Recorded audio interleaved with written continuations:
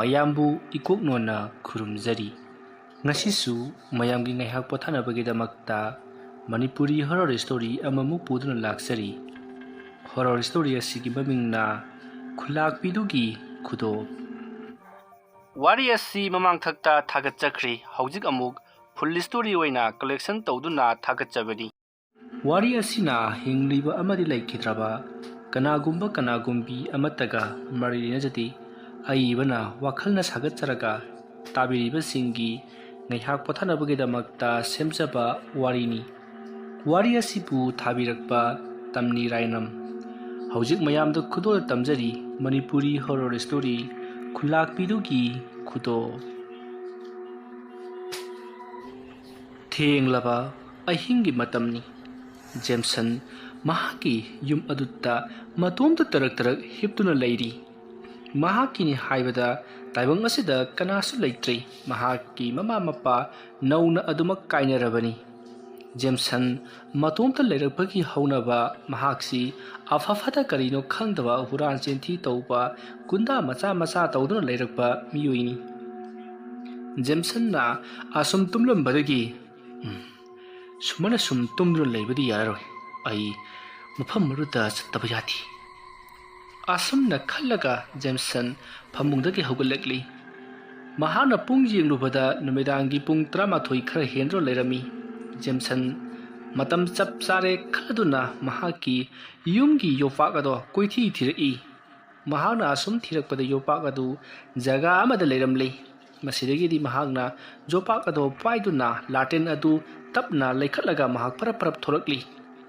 ꯃꯍꯥꯛꯅ ꯌꯨꯝꯒꯤ ꯌꯨꯝꯖꯥꯎ ꯑꯗꯣ ꯍꯦꯛ ꯍꯥꯡꯇꯣꯛꯄꯒ ꯃꯝꯕꯅ ꯈꯝ ꯊꯦꯡꯂꯕ ꯑꯍꯤꯡ ꯑꯗꯣ ꯃꯍꯥꯛꯅ ꯎꯔꯤ ꯃꯇꯝ ꯑꯗꯨꯗ ꯖꯦꯝꯁꯟꯅ ꯀꯔꯤꯅꯣꯗ ꯑꯁꯨꯛ ꯌꯥꯝꯅ ꯃꯝꯂꯤꯕꯁꯤꯕꯣ ꯑꯃꯕꯨ ꯑꯣꯏꯔꯦ ꯑꯩ ꯆꯠꯇꯕꯗꯤ ꯌꯥꯗꯦ ꯑꯁꯨꯝꯅ ꯍꯥꯏꯔꯒ ꯖꯦꯝꯁꯟ ꯄꯔꯞ ꯑꯁꯨꯝ ꯂꯥꯛꯂꯤ ꯃꯍꯥꯛꯅ ꯑꯁꯨꯝ ꯂꯥꯛꯄ ꯃꯇꯝꯗ ꯃꯍꯥꯛꯅ ꯄꯥꯏꯔꯤꯕ ꯌꯣꯄꯥꯛ ꯑꯗꯨꯗ ꯀꯅꯥꯒꯨꯝꯕ ꯑꯃꯅ ꯌꯥꯜꯂꯛꯄꯒꯨꯝ ꯇꯧꯔꯤ ꯃꯇꯝ ꯑꯗꯨꯗ ꯖꯦꯝꯁꯟꯅ ꯀꯔꯤꯒꯨꯝꯕ ꯊꯧꯗꯣꯛ ꯈꯔꯗꯤ ꯊꯣꯛꯂꯔꯕ ꯌꯥꯏꯁꯦ ꯑꯗꯨꯕꯨ ꯑꯩ ꯀꯤꯕ ꯌꯥꯗꯦ ꯑꯁꯨꯝꯅ ꯈꯜꯂꯒ ꯖꯦꯝꯁꯟ ꯃꯍꯥꯛꯅ ꯌꯧꯒꯦ ꯈꯜꯂꯤꯕ ꯃꯐꯝ ꯑꯗꯨ ꯌꯧꯅꯅꯕ ꯄꯔꯞ ꯂꯥꯛꯂꯤ ꯈꯪꯍꯧꯗꯦ ꯇꯟꯖꯥ ꯑꯗꯨꯃꯛꯀꯗ ꯅꯣꯡ ꯀꯟꯅ ꯈꯥꯛꯂꯛꯏ ꯖꯦꯝꯁꯟ ꯍꯥꯟꯅꯗꯒꯤ ꯃꯁꯥꯒ ꯈꯔꯒ ꯀꯤꯊꯤꯛ ꯀꯤꯔꯨꯝ ꯇꯧꯕꯒ ꯅꯣꯡ ꯈꯥꯛꯂꯛꯄꯒꯤ ꯃꯩꯉꯥꯟ ꯑꯃꯗꯤ ꯃꯈꯣꯜ ꯑꯗꯨꯗ ꯈꯪꯄ꯭ꯔꯦꯛ ꯈꯪꯉꯤ ꯃꯇꯝ ꯑꯗꯨꯗ ꯖꯦꯝꯁꯟꯅ ꯉꯁꯤ ꯑꯁꯤ ꯅꯠꯇ꯭ꯔꯕꯗꯤ ꯅꯣꯡ ꯇꯥꯕꯒꯤ ꯃꯇꯝꯁꯤ ꯏꯂꯩ ꯂꯩꯇ꯭ꯔꯕ ꯖꯥꯠꯂꯥ ꯅꯣꯡꯁꯤ ꯆꯨꯕ ꯃꯇꯥꯡ ꯃꯇꯝꯗꯤ ꯊꯣꯛꯅ ꯆꯥꯈꯤꯗ꯭ꯔꯤꯕ ꯍꯥꯏꯗꯨꯅꯤ ꯖꯦꯝꯁꯟ ꯋꯥꯈꯜ ꯈꯟꯅ ꯃꯆꯤꯟꯗ ꯃꯨꯔꯨꯝ ꯁꯣꯟꯅ ꯂꯥꯇꯦꯜ ꯑꯗꯨ ꯄꯥꯏꯔꯗꯨꯅ ꯃꯔꯦꯡꯕꯥꯟꯗ ꯌꯣꯄꯥꯛ ꯑꯗꯨ ꯊꯥꯡꯒꯠꯇꯨꯅ ꯒꯝ ꯂꯥꯛꯂꯤ ꯃꯍꯥꯛꯅ ꯑꯁꯨꯝꯅ ꯂꯥꯛꯄ ꯃꯇꯝꯗ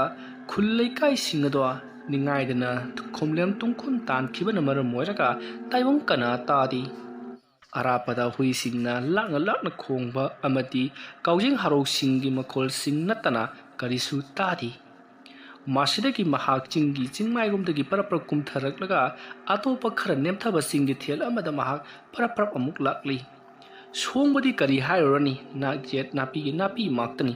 ꯋꯥꯡ ꯆꯥꯎꯔꯕ ꯎꯁꯤꯡꯅ ꯍꯤꯡꯁꯥ ꯌꯥꯏꯇꯝꯕꯒꯨꯝ ꯂꯦꯞꯇꯨꯅ ꯖꯦꯝꯁꯟꯅ ꯇꯧꯔꯤꯕꯗꯣ ꯃꯃꯤꯠ ꯂꯥꯎꯊꯣꯛꯇꯨꯅ ꯌꯦꯡꯕꯒꯨꯝ ꯌꯨꯡꯗꯨꯅ ꯂꯩꯔꯤ ꯆꯤꯡꯃꯥꯏ ꯑꯗꯨꯗ ꯖꯦꯝꯁꯟ ꯌꯦꯡꯈꯤꯕꯗ ꯑꯀꯤꯕ ꯉꯥꯛꯇꯅꯤ ꯑꯗꯨꯕꯨ ꯃꯍꯥꯛꯅ ꯐꯪꯒꯦ ꯈꯜꯂꯤꯕ ꯄꯣꯠꯁꯛ ꯑꯗꯨ ꯐꯪꯅꯕꯒꯤꯗꯃꯛꯇ ꯄꯔꯞ ꯂꯥꯛꯂꯤ ꯑꯁꯨꯝ ꯂꯥꯛꯄꯅ ꯃꯍꯥꯛꯅ ꯌꯧꯒꯦ ꯈꯜꯂꯤꯕ ꯃꯐꯝ ꯑꯗꯣ ꯌꯧꯔꯛꯂꯕꯗ ꯃꯍꯥꯛꯅ ꯑꯀꯣꯏꯕꯗꯨꯗ ꯀꯣꯏꯂꯩ ꯂꯩꯗꯨꯅ ꯌꯦꯡꯉꯛꯂꯤ ꯃꯐꯝ ꯑꯗꯨꯃꯛꯀꯗ ꯃꯍꯥꯛꯅ ꯄꯔꯞ ꯆꯪꯁꯤꯜꯂꯛꯂꯒ ꯃꯐꯝ ꯑꯁꯤꯗꯅꯤ ꯆꯞ ꯆꯥꯔꯦ ꯉꯁꯥꯏ ꯏꯁꯥꯃꯛ ꯌꯥꯎꯔꯤꯕꯅꯤ ꯑꯩ ꯑꯗꯨꯗꯤ ꯃꯐꯝ ꯑꯁꯤ ꯇꯧꯈꯥꯏꯔꯒꯦ ꯑꯁꯨꯝꯅ ꯖꯦꯝꯁꯟꯅ ꯃꯍꯥꯛꯅ ꯄꯥꯏꯔꯛꯂꯤꯕ ꯌꯣꯄꯥꯛ ꯑꯗꯨꯅ ꯃꯤꯒꯤ ꯃꯪ ꯑꯗꯨꯗ ꯆꯣꯞ ꯂꯥꯎꯅ ꯇꯧꯈꯤ ꯑꯁꯨꯝꯅ ꯂꯩꯌꯩ ꯑꯃ ꯍꯦꯛ ꯊꯥꯕꯒ ꯈꯪꯍꯧꯗꯦ ꯅꯣꯡ ꯌꯥꯝꯅ ꯀꯟꯅ ꯈꯥꯛꯊꯔꯛꯂꯤ ꯅꯣꯡꯁꯨ ꯃꯀꯨꯞ ꯇꯥꯕ ꯍꯧꯔꯛꯂꯤ ꯅꯣꯡ ꯊꯤꯜꯂꯤ ꯇꯥꯕ ꯑꯗꯨꯅ ꯃꯔꯝ ꯑꯣꯏꯔꯒ ꯂꯩꯕꯥꯛ ꯑꯗꯣ ꯍꯣꯝ ꯂꯥꯎꯗ꯭ꯔꯤ ꯆꯅꯞ ꯂꯥꯎꯗꯨꯅ ꯇꯧꯕꯗ ꯑꯣꯟꯊꯣꯛꯅ ꯋꯥꯕ ꯍꯥꯏꯕꯗꯨ ꯑꯣꯏꯔꯤ ꯌꯣꯄꯥꯛ ꯑꯗꯨꯗ ꯅꯞꯂꯛꯂꯤꯕ ꯂꯩꯕꯥꯛꯁꯤꯡ ꯑꯗꯨ ꯈꯤꯡꯊꯕ ꯍꯣꯠꯅꯕꯗꯇ ꯃꯁꯥꯗꯣ ꯑꯏꯪꯕ ꯐꯥꯎꯗ꯭ꯔꯕꯅꯤ ꯍꯨꯃꯥꯡꯅ ꯊꯞ ꯇꯥꯔꯤ ꯃꯁꯥꯗꯣ ꯈꯤꯔꯨꯝ ꯑꯀꯤꯕꯁꯨ ꯄꯣꯛꯂꯤꯕꯅꯤ ꯃꯁꯤꯗꯒꯤ ꯖꯦꯝꯁꯟꯅ ꯑꯁꯨꯝ ꯇꯧꯊꯔꯛꯄꯗ ꯍꯧꯖꯤꯛꯇꯤ ꯑꯍꯤꯡꯒꯤ ꯄꯨꯡ ꯑꯃ ꯈꯔ ꯍꯦꯟꯖꯤꯟꯈ꯭ꯔꯦ꯫ ꯂꯦꯞꯇꯅ ꯑꯁꯨꯝ ꯇꯧꯔꯛꯄꯅ ꯍꯧꯖꯤꯛꯇꯤ ꯃꯍꯥꯛꯅ ꯄꯥꯝꯂꯤꯕ ꯄꯣꯠꯁꯛ ꯑꯗꯨ ꯂꯧꯅꯅꯕꯒꯤꯗꯃꯛꯇ ꯃꯍꯥꯛꯅ ꯊꯤꯔꯤꯕ ꯀꯨ ꯑꯗꯨ ꯊꯦꯡꯅꯔꯦ꯫ ꯖꯦꯝꯁꯟ ꯀꯨ ꯑꯗꯨ ꯎꯕꯗ ꯁ꯭ꯋꯥꯏ ꯂꯥꯎꯏ꯫ ꯃꯍꯥꯛꯅ ꯄꯥꯏꯔꯤꯕ ꯌꯣꯄꯥꯛ ꯑꯗꯨꯅ ꯌꯥꯟꯊꯔꯛꯄꯗ ꯀꯣꯛ ꯂꯥꯎꯕ ꯈꯣꯟꯖꯦꯜ ꯑꯗꯨꯅ ꯃꯍꯥꯛꯇꯤ ꯀꯣꯛꯆꯥꯎꯕꯤ ꯀꯥꯈ꯭ꯔꯕꯅꯤ꯫ ꯇꯧꯔꯤꯕꯁꯦ ꯃꯁꯥꯅ ꯃꯁꯥ ꯐꯥꯎꯕ ꯀꯔꯤꯅꯣ ꯍꯥꯏꯕ ꯒ꯭ꯌꯥꯟ ꯇꯥꯖꯗ꯭ꯔꯤ꯫ ꯑꯗꯨꯕꯨ ꯃꯍꯥꯛꯅ ꯂꯥꯛꯂꯤꯕ ꯊꯕꯛ ꯑꯗꯨꯗꯤ ꯃꯥꯏ ꯄꯥꯛꯇꯕ ꯌꯥꯗꯦ ꯈꯜꯂꯗꯨꯅ ꯃꯍꯥꯛꯅ ꯀꯨ ꯑꯗꯨꯒꯤ ꯃꯃꯥꯏ ꯐꯨꯃꯥꯏ ꯑꯗꯨꯕꯨ ꯍꯥꯡꯗꯣꯛꯈ꯭ꯔꯦ꯫ ꯀꯨ ꯑꯗꯨꯒꯤ ꯃꯃꯥꯏ ꯑꯗꯨ ꯍꯦꯛ ꯍꯥꯡꯗꯣꯛꯄꯒ ꯅꯤꯡꯉꯥꯏꯗꯅ ꯇꯨꯝꯕꯒꯨꯝ ꯍꯅꯨꯕꯤ ꯑꯗꯨꯒꯤ ꯑꯁꯤꯕ ꯍꯛꯆꯥꯡ ꯑꯗꯨ ꯇꯨꯝꯗꯨꯅ ꯂꯩꯔꯝꯂꯤ꯫ ꯖꯦꯝꯁꯟ ꯊꯤꯟꯊꯗꯤ ꯄꯔꯞ ꯃꯍꯥꯛꯀꯤ ꯃꯈꯨꯠ ꯑꯗꯨ ꯀꯣꯏꯍꯥꯏ ꯍꯥꯏꯗꯨꯅ ꯊꯤꯔꯤ꯫ ꯑꯗꯨꯒꯗꯤ ꯃꯍꯥꯛꯀꯤ ꯃꯈꯨꯠ ꯑꯗꯨ ꯍꯦꯛ ꯄꯥꯏꯈꯠꯂꯨꯕꯒꯗꯤ ꯃꯍꯥꯛꯀꯤ ꯃꯇꯨꯡꯂꯣꯝꯗ ꯀꯅꯥꯒꯨꯝꯕ ꯑꯃ ꯆꯠꯈꯤꯕꯒꯤ ꯁꯥꯎꯍꯨꯝ ꯐꯪꯕꯗ ꯖꯦꯝꯁꯟ ꯇꯨꯡꯂꯣꯝꯗ ꯁꯠ ꯌꯦꯡꯊꯣꯔꯛꯏ꯫ ꯃꯇꯝ ꯑꯗꯨꯗ ꯀꯅꯥꯁꯨ ꯂꯩꯔꯝꯗꯕꯗꯨꯗ ꯖꯦꯝꯁꯟ ꯁꯥꯎꯍꯨꯝ ꯈꯔꯗꯤ ꯐꯪꯉꯛꯂꯦ ꯈꯜꯂꯗꯨꯅ ꯃꯁꯥꯗꯣ ꯑꯀꯤꯕ ꯄꯨꯝꯅꯃꯛ ꯐꯥꯖꯤꯜꯂꯒ ꯍꯅꯨꯕꯤ ꯑꯗꯨꯒꯤ ꯃꯈꯨꯠꯇ ꯁꯤꯔꯤꯕ ꯈꯨꯗꯣꯞ ꯑꯗꯨ ꯂꯧꯊꯣꯛꯅꯕ ꯌꯥꯝꯅ ꯀꯟꯅ ꯍꯣꯠꯅꯔꯤ꯫ ꯑꯗꯨꯕꯨ ꯃꯍꯥꯛ ꯎꯄꯥꯏ ꯂꯩꯔꯝꯗ꯭ꯔꯦ꯫ ꯍꯅꯨꯕꯤ ꯑꯗꯨꯒꯤ ꯃꯈꯨꯠꯇ ꯁꯤꯔꯤꯕ ꯈꯨꯗꯣꯞ ꯑꯗꯨ ꯂꯧꯊꯣꯛꯄ ꯌꯥꯃꯜꯂꯛꯇꯕ ꯑꯗꯨꯗ ꯖꯦꯝꯁꯟꯅ ꯃꯍꯥꯛꯅ ꯄꯥꯏꯔꯤꯕ ꯌꯣꯄꯥꯛ ꯑꯗꯨ ꯊꯥꯡꯒꯠꯇꯨꯅ ꯀꯛꯈꯤ꯫ ꯑꯁꯨꯝꯅ ꯀꯛꯄ ꯍꯦꯛ ꯂꯣꯏꯕꯒ ꯃꯍꯥꯛꯅ ꯀꯔꯤꯒꯨꯝꯕ ꯈꯣꯟꯖꯦꯜ ꯑꯃ ꯇꯥꯏ ꯍꯥꯏꯗꯨꯅ ꯃꯍꯥꯛꯅ ꯇꯧꯔꯤꯕ ꯃꯪꯗꯨꯗꯒꯤ ꯃꯉꯛ ꯊꯥꯡꯒꯠꯇꯨꯅ ꯌꯦꯡꯕꯗ ꯃꯤꯑꯣꯏ ꯈꯔ ꯂꯥꯇꯦꯟ ꯄꯥꯏꯗꯨꯅ ꯃꯍꯥꯛꯀꯤ ꯃꯪ ꯂꯩꯔꯤꯕ ꯑꯗꯣꯝꯗ ꯂꯥꯛꯂꯤꯕꯗꯨ ꯎꯔꯤ꯫ ꯃꯗꯨ ꯎꯕꯗ ꯖꯦꯝꯁꯟ ꯃꯍꯥꯛꯀꯤ ꯍꯧꯖꯤꯛ ꯀꯛꯂꯤꯕ ꯈꯨꯠꯀꯤ ꯃꯀꯛ ꯈꯨꯠꯁꯥꯁꯤꯡ ꯌꯥꯎꯔꯤꯕ ꯃꯈꯨꯠ ꯑꯗꯨ ꯊꯥꯗꯔꯝꯕ ꯅꯪꯗ꯭ꯔꯤ꯫ ꯃꯍꯥꯛꯅ ꯐꯤ ꯑꯃꯗ ꯌꯣꯝꯁꯤꯟꯗꯨꯅ ꯃꯪ ꯑꯗꯨꯗ ꯍꯧꯖꯤꯛ ꯍꯤꯞꯇꯨꯅ ꯂꯩꯔꯤꯕ ꯍꯅꯨꯕꯤ ꯑꯗꯨꯒꯤ ꯀꯨ ꯑꯗꯨ ꯄꯔꯞ ꯈꯨꯝꯖꯤꯜꯂꯤ꯫ ꯑꯗꯨꯗꯨꯒ ꯃꯍꯥꯛꯅ ꯂꯩꯊꯣꯔꯛꯄꯗꯗꯤ ꯀꯅꯥꯒꯨꯝꯕ ꯍꯅꯨꯕꯤ ꯑꯃ ꯂꯩꯕꯒꯤ ꯃꯑꯣꯡꯗ ꯎꯔꯤ꯫ ꯃꯗꯨꯗ ꯃꯍꯥꯛꯅ ꯃꯝꯕꯅꯤꯅ ꯃꯌꯦꯛ ꯁꯦꯡꯅꯗꯤ ꯎꯕ ꯅꯠꯇꯦ꯫ ꯀꯅꯥꯒꯨꯝꯕ ꯑꯃ ꯂꯦꯞꯂꯦ ꯍꯥꯏꯕꯗꯤ ꯃꯍꯥꯛꯅ ꯈꯪꯂꯕꯅꯤ꯫ ꯃꯗꯨ ꯎꯕꯗ ꯃꯍꯥꯛ ꯀꯤꯈꯤꯕꯅ ꯂꯣꯏꯔꯕꯅꯤ꯫ ꯑꯗꯨꯒꯗꯤ ꯅꯣꯡ ꯈꯥꯛꯂꯛꯄꯒꯤ ꯉꯥꯜꯂꯕ ꯃꯩꯉꯥꯟꯗ ꯂꯦꯞꯂꯤꯕꯗꯣ ꯍꯧꯖꯤꯛ ꯁꯤꯗꯨꯅ ꯇꯥꯔꯤꯕ ꯍꯅꯨꯕꯤ ꯑꯗꯣ ꯃꯈꯨꯠ ꯅꯥꯝꯃ ꯌꯥꯎꯗꯨꯅ ꯏꯅ ꯇꯞ ꯇꯥꯔꯒ ꯂꯦꯞꯂꯤꯕꯗꯨ ꯎꯔꯤ꯫ ꯃꯗꯨ ꯎꯕꯗ ꯖꯦꯝꯁꯟ ꯈꯪꯄ꯭ꯔꯦꯛ ꯈꯪꯉꯤ꯫ ꯃꯁꯤꯗꯒꯤꯗꯤ ꯃꯍꯥꯛꯅ ꯄꯥꯏꯔꯝꯕ ꯌꯣꯠ ꯑꯃꯗꯤ ꯂꯥꯇꯦꯟ ꯄꯨꯝꯅꯃꯛ ꯍꯨꯟꯗꯣꯛꯂꯝꯂꯦ꯫ ꯃꯁꯤꯗꯒꯤꯗꯤ ꯃꯌꯨꯝ ꯌꯧꯅꯅꯕ ꯈꯨꯗꯨꯞ ꯊꯥꯗꯨꯅ ꯆꯦꯜꯂꯛꯈꯤ꯫ ꯌꯥꯝꯅ ꯉꯛꯂꯤꯕꯗꯤ ꯍꯧꯖꯤꯛ ꯃꯍꯥꯛꯅ ꯎꯈꯤꯕ ꯂꯥꯇꯦꯟ ꯄꯥꯏꯔꯒ ꯂꯥꯛꯈꯤꯕ ꯃꯤꯑꯣꯏ ꯈꯔ ꯂꯥꯛꯄ ꯃꯥꯟꯈꯤꯕꯗꯨꯁꯨ ꯂꯥꯛꯂꯝꯗ꯭ꯔꯤ꯫ ꯖꯦꯝꯁꯟꯅ ꯇꯨꯡ ꯍꯟꯗꯨꯅ ꯌꯦꯡꯂꯛꯄꯗ ꯃꯍꯥꯛꯀꯤ ꯃꯇꯨꯡꯗ ꯂꯩꯍꯧꯔꯤꯕ ꯃꯪ ꯑꯗꯨꯗ ꯀꯅꯥꯒꯨꯝꯕ ꯃꯤꯑꯣꯏ ꯑꯃꯅ ꯂꯥꯇꯦꯟ ꯑꯗꯨ ꯃꯈꯨꯠꯅ ꯄꯥꯏꯔꯒ ꯌꯣꯄꯥꯛ ꯑꯗꯨꯅ ꯃꯈꯨꯠꯇ ꯄꯥꯏꯔꯒ ꯌꯥꯝꯅ ꯀꯟꯅ ꯂꯩꯕꯥꯛ ꯇꯧꯕꯒꯤ ꯃꯃꯤ ꯑꯃ ꯃꯍꯥꯛꯅ ꯎꯈꯤ꯫ ꯃꯗꯨ ꯎꯕꯗ ꯖꯦꯝꯁꯟ ꯃꯍꯥꯛꯁꯦ ꯀꯔꯤꯅꯣꯃ ꯇꯧꯗꯨꯅ ꯃꯌꯨꯝ ꯌꯧꯅꯅꯕ ꯆꯦꯜꯂꯛꯈꯤ꯫ ꯃꯍꯥꯛꯅ ꯃꯌꯨꯝ ꯍꯦꯛ ꯌꯧꯕꯒ ꯃꯍꯥꯛꯀꯤ ꯃꯁꯥꯗ ꯀꯔꯤꯒꯨꯝꯕ ꯍꯥꯏꯐꯝ ꯈꯪꯗꯕ ꯀꯔꯤꯅꯣꯃꯗꯤ ꯇꯧꯈꯤ꯫ ꯃꯁꯤꯗꯒꯤꯗꯤ ꯃꯍꯥꯛ ꯌꯨꯝ ꯑꯗꯨꯗ ꯍꯤꯞꯊꯕ ꯍꯦꯛ ꯍꯧꯕꯒ ꯈꯪꯍꯧꯗꯅ ꯃꯍꯥꯛꯀꯤ ꯂꯨꯇꯨꯡꯂꯣꯝꯗꯒꯤ ꯀꯅꯥꯒꯨꯝꯕ ꯑꯃꯅ ꯃꯍꯥꯛꯀꯤ ꯃꯈꯧꯔꯤ ꯑꯗꯨꯗ ꯃꯈꯨꯠ ꯑꯃꯅ ꯇꯥꯞ ꯂꯥꯎꯅ ꯄꯥꯏꯔꯛꯇꯨꯅ ꯂꯨꯈꯨꯝꯂꯣꯝꯗ ꯁꯣꯔꯣ ꯆꯤꯡꯊꯈꯤ꯫ ꯊꯧꯗꯣꯛ ꯑꯁꯤꯒꯤ ꯃꯇꯨꯡ ꯆꯍꯤ ꯈꯔ ꯍꯧꯈ꯭ꯔꯦ꯫ ꯅꯣꯡꯃꯒꯤ ꯅꯨꯃꯤꯠꯅꯤ꯫ ꯑꯌꯨꯛ ꯑꯉꯟꯕ ꯑꯗꯨꯗ ꯔꯣꯕꯥꯔꯠ, ꯃꯣꯍꯦꯟ ꯑꯃꯗꯤ ꯁꯨꯟꯗꯔ ꯃꯈꯣꯏ ꯑꯍꯨꯝꯁꯤ ꯑꯊꯥꯞꯄ ꯃꯐꯝ ꯑꯃꯗ ꯀꯦꯝꯄꯤꯡ ꯇꯧꯗꯨꯅ ꯀꯣꯏꯊꯣꯛꯂꯨꯅꯕꯒꯤꯗꯃꯛꯇ ꯋꯥꯔꯤ ꯁꯥꯅꯔꯤ꯫ ꯔꯣꯕꯥꯔꯠ ꯑꯃꯗꯤ ꯃꯣꯍꯦꯟ ꯍꯥꯟꯅꯗꯒꯤꯁꯨ ꯍꯧꯅ ꯃꯐꯝ ꯑꯔꯥꯞꯄꯗ ꯆꯠꯇꯨꯅ ꯃꯈꯣꯏꯅ ꯀꯦꯝꯄꯤꯡ ꯇꯧꯗꯨꯅ ꯌꯥꯝꯅ ꯅꯨꯡꯉꯥꯏꯅ ꯂꯦꯛ ꯆꯥꯗꯨꯅ ꯂꯩꯔꯛꯄꯒꯤ ꯋꯥꯔꯤ ꯃꯈꯣꯏ ꯑꯅꯤꯅ ꯁꯨꯟꯗꯔꯒꯤ ꯃꯐꯝꯗ ꯇꯝꯂꯤ꯫ ꯃꯈꯣꯏ ꯑꯅꯤꯒꯤ ꯂꯝꯀꯣꯏ ꯋꯥꯔꯤ ꯑꯗꯨ ꯇꯥꯕꯗ ꯁꯨꯟꯗꯔꯁꯨ ꯌꯥꯝꯅ ꯆꯠꯅꯤꯡꯉꯤ ꯍꯥꯏꯗꯨꯅ ꯔꯣꯕꯥꯔꯠ ꯑꯃꯗꯤ ꯃꯣꯍꯦꯟꯗ ꯍꯥꯏꯔꯤ꯫ ꯃꯇꯝ ꯑꯗꯨꯗ ꯔꯣꯕꯥꯔꯠꯅ ꯁꯨꯟꯗꯔꯗ ꯅꯍꯥꯛꯅꯕꯨ ꯆꯠꯅꯤꯡꯂꯕꯗꯤ ꯁꯣꯏꯗꯅ ꯄꯨꯕꯤꯒꯦ, ꯑꯗꯨꯕꯨ ꯑꯩꯈꯣꯏꯅ ꯆꯠꯂꯨꯗꯕ ꯃꯐꯝꯗꯤ ꯏꯂꯩ ꯂꯩꯁꯤꯜꯂꯛꯇ꯭ꯔꯦ꯫ ꯃꯔꯝ ꯑꯗꯨꯅ ꯑꯩꯈꯣꯏꯅ ꯑꯃꯨꯛꯇ ꯐꯥꯎꯕ ꯆꯠꯂꯨꯗ꯭ꯔꯤꯕ ꯃꯌꯥꯝꯅꯁꯨ ꯀꯥ ꯍꯦꯟꯅ ꯈꯪꯅꯗꯕ ꯃꯐꯝ ꯑꯃꯗ ꯆꯠꯅꯤꯡꯉꯤ ꯍꯥꯏꯗꯨꯅ ꯃꯣꯍꯦꯟ ꯑꯃꯗꯤ ꯔꯣꯕꯥꯔꯠꯅ ꯍꯥꯏꯔꯤ꯫ ꯃꯇꯝ ꯑꯗꯨꯗ ꯁꯨꯟꯗꯔꯅ ꯑꯩꯅ ꯑꯃꯨꯛꯇ ꯐꯥꯎꯕ ꯆꯠꯂꯨꯗ꯭ꯔꯤꯕ ꯑꯗꯨꯒ ꯆꯠꯄꯗ ꯌꯥꯝꯅꯗꯤ ꯈꯨꯗꯣꯡꯊꯤꯕ ꯃꯐꯝ ꯑꯃꯗꯤ ꯂꯩ꯫ ꯃꯐꯝ ꯑꯗꯨꯗ ꯃꯤꯑꯣꯏ ꯀꯌꯥ ꯆꯠꯂꯨꯔꯦ꯫ ꯌꯥꯝꯅꯗꯤ ꯅꯨꯡꯉꯥꯏꯕ ꯃꯐꯝꯅꯤ, ꯑꯗꯨꯕꯨ ꯃꯣꯏꯅ ꯍꯥꯏꯔꯛꯄ ꯆꯠꯅ ꯀꯥꯡꯂꯣꯟꯁꯤꯡ ꯑꯗꯨ ꯉꯥꯛꯇꯕ ꯇꯥꯔꯒꯗꯤ ꯈꯨꯗꯣꯡꯊꯤꯕ ꯅꯪꯉꯦ ꯍꯥꯏꯅꯩ ꯍꯥꯏꯗꯨꯅ ꯁꯨꯟꯗꯔꯅ ꯋꯥꯔꯤ ꯇꯧꯔꯤ꯫ ꯋꯥꯐꯝ ꯑꯗꯨ ꯇꯥꯕꯗ ꯇꯤꯟꯀꯤ ꯂꯥꯏꯀꯤꯗꯕ ꯔꯣꯕꯥꯔꯠ ꯑꯃꯗꯤ ꯃꯣꯍꯦꯟꯅ ꯀꯔꯝꯕ ꯃꯐꯝꯅꯣꯅꯦ? ꯑꯩꯈꯣꯏꯁꯨ ꯑꯗꯨꯒꯨꯝꯕ ꯆꯪꯕ ꯉꯝꯃꯗꯕ ꯃꯐꯝ ꯀꯌꯥ ꯆꯪꯗꯨꯅ ꯑꯍꯤꯡ ꯌꯥꯔꯦꯛꯇꯨꯅ ꯆꯥꯕ ꯊꯛꯄ ꯇꯧꯗꯨꯅ ꯅꯨꯃꯤꯠ ꯅꯤꯅꯤ ꯂꯩꯊꯣꯛꯂꯒ ꯌꯨꯝꯗ ꯍꯜꯂꯛꯂꯤꯕꯅꯤ꯫ ꯉꯁꯤ ꯐꯥꯎꯕꯗ ꯀꯩꯁꯨ ꯊꯣꯏꯗꯣꯛꯄ ꯇꯧꯔꯛꯈꯤꯗꯦ꯫ ꯂꯥꯏ ꯇꯤꯟ ꯍꯥꯏꯕꯁꯤꯗꯤ ꯑꯩꯈꯣꯏꯒꯤ ꯄꯨꯛꯅꯤꯡ ꯋꯥꯈꯜꯅꯕꯨ ꯀꯤꯔꯕꯗꯤ ꯃꯁꯥ ꯃꯇꯣꯝꯇ ꯑꯗꯨꯃꯛ ꯊꯣꯛꯆꯔꯛꯄꯅꯤ꯫ ꯑꯗꯨꯕꯨ ꯑꯩꯈꯣꯏꯅꯕꯨ ꯀꯤꯗ꯭ꯔꯕꯗꯤ ꯀꯔꯤꯁꯨ ꯊꯣꯛꯂꯛꯂꯔꯣꯏ ꯉꯥꯏꯈꯣꯅꯦ ꯁꯨꯟꯗꯔ ꯅꯪꯅ ꯍꯥꯏꯁꯨ ꯍꯥꯏꯕꯅꯤ ꯀꯗꯥꯏꯋꯥꯏꯗ ꯂꯩꯕ ꯃꯐꯝꯅꯣ ꯀꯔꯝꯅ ꯅꯪꯗꯤ ꯈꯪꯂꯤꯕꯅꯣ ꯑꯁꯣꯝꯅ ꯍꯪꯂꯛꯄꯗ ꯁꯨꯟꯗꯔꯅ ꯃꯍꯥꯛꯁꯨ ꯊꯣꯏꯗꯣꯛꯅ ꯈꯪꯕ ꯅꯠꯇꯦ ꯃꯦꯞꯇꯒꯤ ꯒꯨꯒꯜꯗꯒꯤ ꯃꯊꯪ ꯃꯊꯪ ꯈꯪꯅꯔꯛꯄꯅꯤ ꯍꯥꯏꯔꯤ ꯑꯗꯨꯒ ꯃꯐꯝ ꯑꯗꯨꯗ ꯌꯧꯔꯕ ꯃꯤꯁꯤꯡꯅ ꯊꯥꯒꯠꯅꯔꯛꯄ ꯄꯣꯁꯇ ꯈꯪꯕꯅꯤ ꯍꯥꯏꯗꯨꯅ ꯋꯥꯔꯤ ꯁꯥꯔꯤ ꯃꯁꯤꯗꯒꯤꯗꯤ ꯁꯨꯟꯗꯔꯒꯤ ꯋꯥꯐꯝ ꯑꯗꯨ ꯇꯥꯕꯗ ꯔꯣꯕꯥꯔꯠ ꯑꯃꯗꯤ ꯃꯣꯍꯦꯟꯅ ꯃꯈꯣꯏꯁꯨ ꯃꯐꯝ ꯑꯗꯨ ꯈꯪꯕ꯭ꯔꯥ ꯌꯦꯡꯁꯤ ꯍꯥꯏꯗꯨꯅ ꯒꯨꯒꯜꯗ ꯆꯪꯗꯨꯅ ꯌꯦꯡꯂꯤ ꯑꯗꯨꯕꯨ ꯃꯐꯝ ꯑꯗꯨ ꯃꯈꯣꯏꯅ ꯐꯥꯎꯕ ꯑꯃꯨꯛꯇ ꯌꯧꯁꯤꯟꯗ꯭ꯔꯤꯕ ꯃꯐꯝꯅꯤ ꯃꯐꯝ ꯑꯗꯨꯗ ꯃꯣꯍꯦꯟꯅ ꯂꯝꯕꯤꯗꯤ ꯈꯪꯉꯤ ꯑꯗꯨ ꯃꯐꯝ ꯑꯗꯨ ꯑꯃꯨꯛꯇ ꯆꯠꯇꯨꯅ ꯌꯦꯡꯕꯗꯤ ꯌꯦꯡꯉꯨꯗ꯭ꯔꯤ ꯍꯥꯏꯔꯤ ꯃꯇꯝ ꯑꯗꯨꯗ ꯔꯣꯕꯥꯔꯠꯅ ꯅꯍꯥꯛꯇꯤ ꯃꯇꯧ ꯀꯔꯝꯅ ꯈꯪꯂꯤꯕꯅꯣ ꯍꯥꯏꯗꯨꯅ ꯍꯪꯉꯤ ꯃꯣꯍꯦꯟꯅ ꯃꯁꯤꯒꯤ ꯂꯝꯕꯤ ꯑꯁꯤꯗ ꯆꯠꯂꯒ ꯑꯁꯣꯝꯗ ꯍꯥꯏꯈꯤꯕ ꯃꯐꯝ ꯑꯁꯤꯗꯅꯤ ꯑꯩꯈꯣꯏꯅ ꯍꯥꯏꯗꯣꯛꯈ꯭ꯔꯒ ꯅꯨꯃꯤꯠ ꯅꯤꯅꯤ ꯍꯨꯝꯅꯤ ꯀꯦꯝ ꯇꯧꯔꯨꯔꯤꯕꯗꯣ ꯑꯗꯨꯅ ꯃꯁꯤꯒꯤ ꯂꯩꯔꯛ ꯑꯁꯤꯗ ꯑꯁꯨꯝ ꯆꯪꯈꯤꯒꯅꯤ ꯍꯥꯏꯕꯁꯤꯗꯤ ꯑꯩꯈꯣꯏꯅ ꯅꯣꯡꯃꯇꯁꯨ ꯈꯜꯂꯨꯗꯦ ꯑꯗꯨꯒ ꯃꯐꯝ ꯑꯁꯤꯗ ꯆꯪꯁꯤꯜꯂꯒꯗꯤ ꯆꯤꯡꯅꯨꯡ ꯃꯥꯅꯨꯡ ꯑꯃꯗꯤ ꯎ ꯀꯛꯄꯁꯤꯡꯒꯤ ꯃꯐꯝ ꯂꯩꯔꯝꯒꯗ꯭ꯔꯥ ꯍꯥꯏꯗꯨꯅ ꯊꯥꯖꯅꯕꯅꯤ ꯍꯥꯏꯗꯨꯅ ꯔꯣꯕꯥꯔꯠ ꯑꯃꯗꯤ ꯃꯣꯍꯦꯟ ꯋꯥꯔꯤ ꯁꯥꯅꯔꯤ ꯃꯇꯝ ꯑꯗꯨꯗ ꯁꯨꯟꯗꯔꯅ ꯃꯐꯝ ꯑꯁꯦ ꯉꯁꯤꯗꯒꯤ ꯆꯍꯤ ꯀꯌꯥꯒꯤ ꯃꯃꯥꯡꯗ ꯃꯤ ꯇꯥꯔꯝꯃꯤ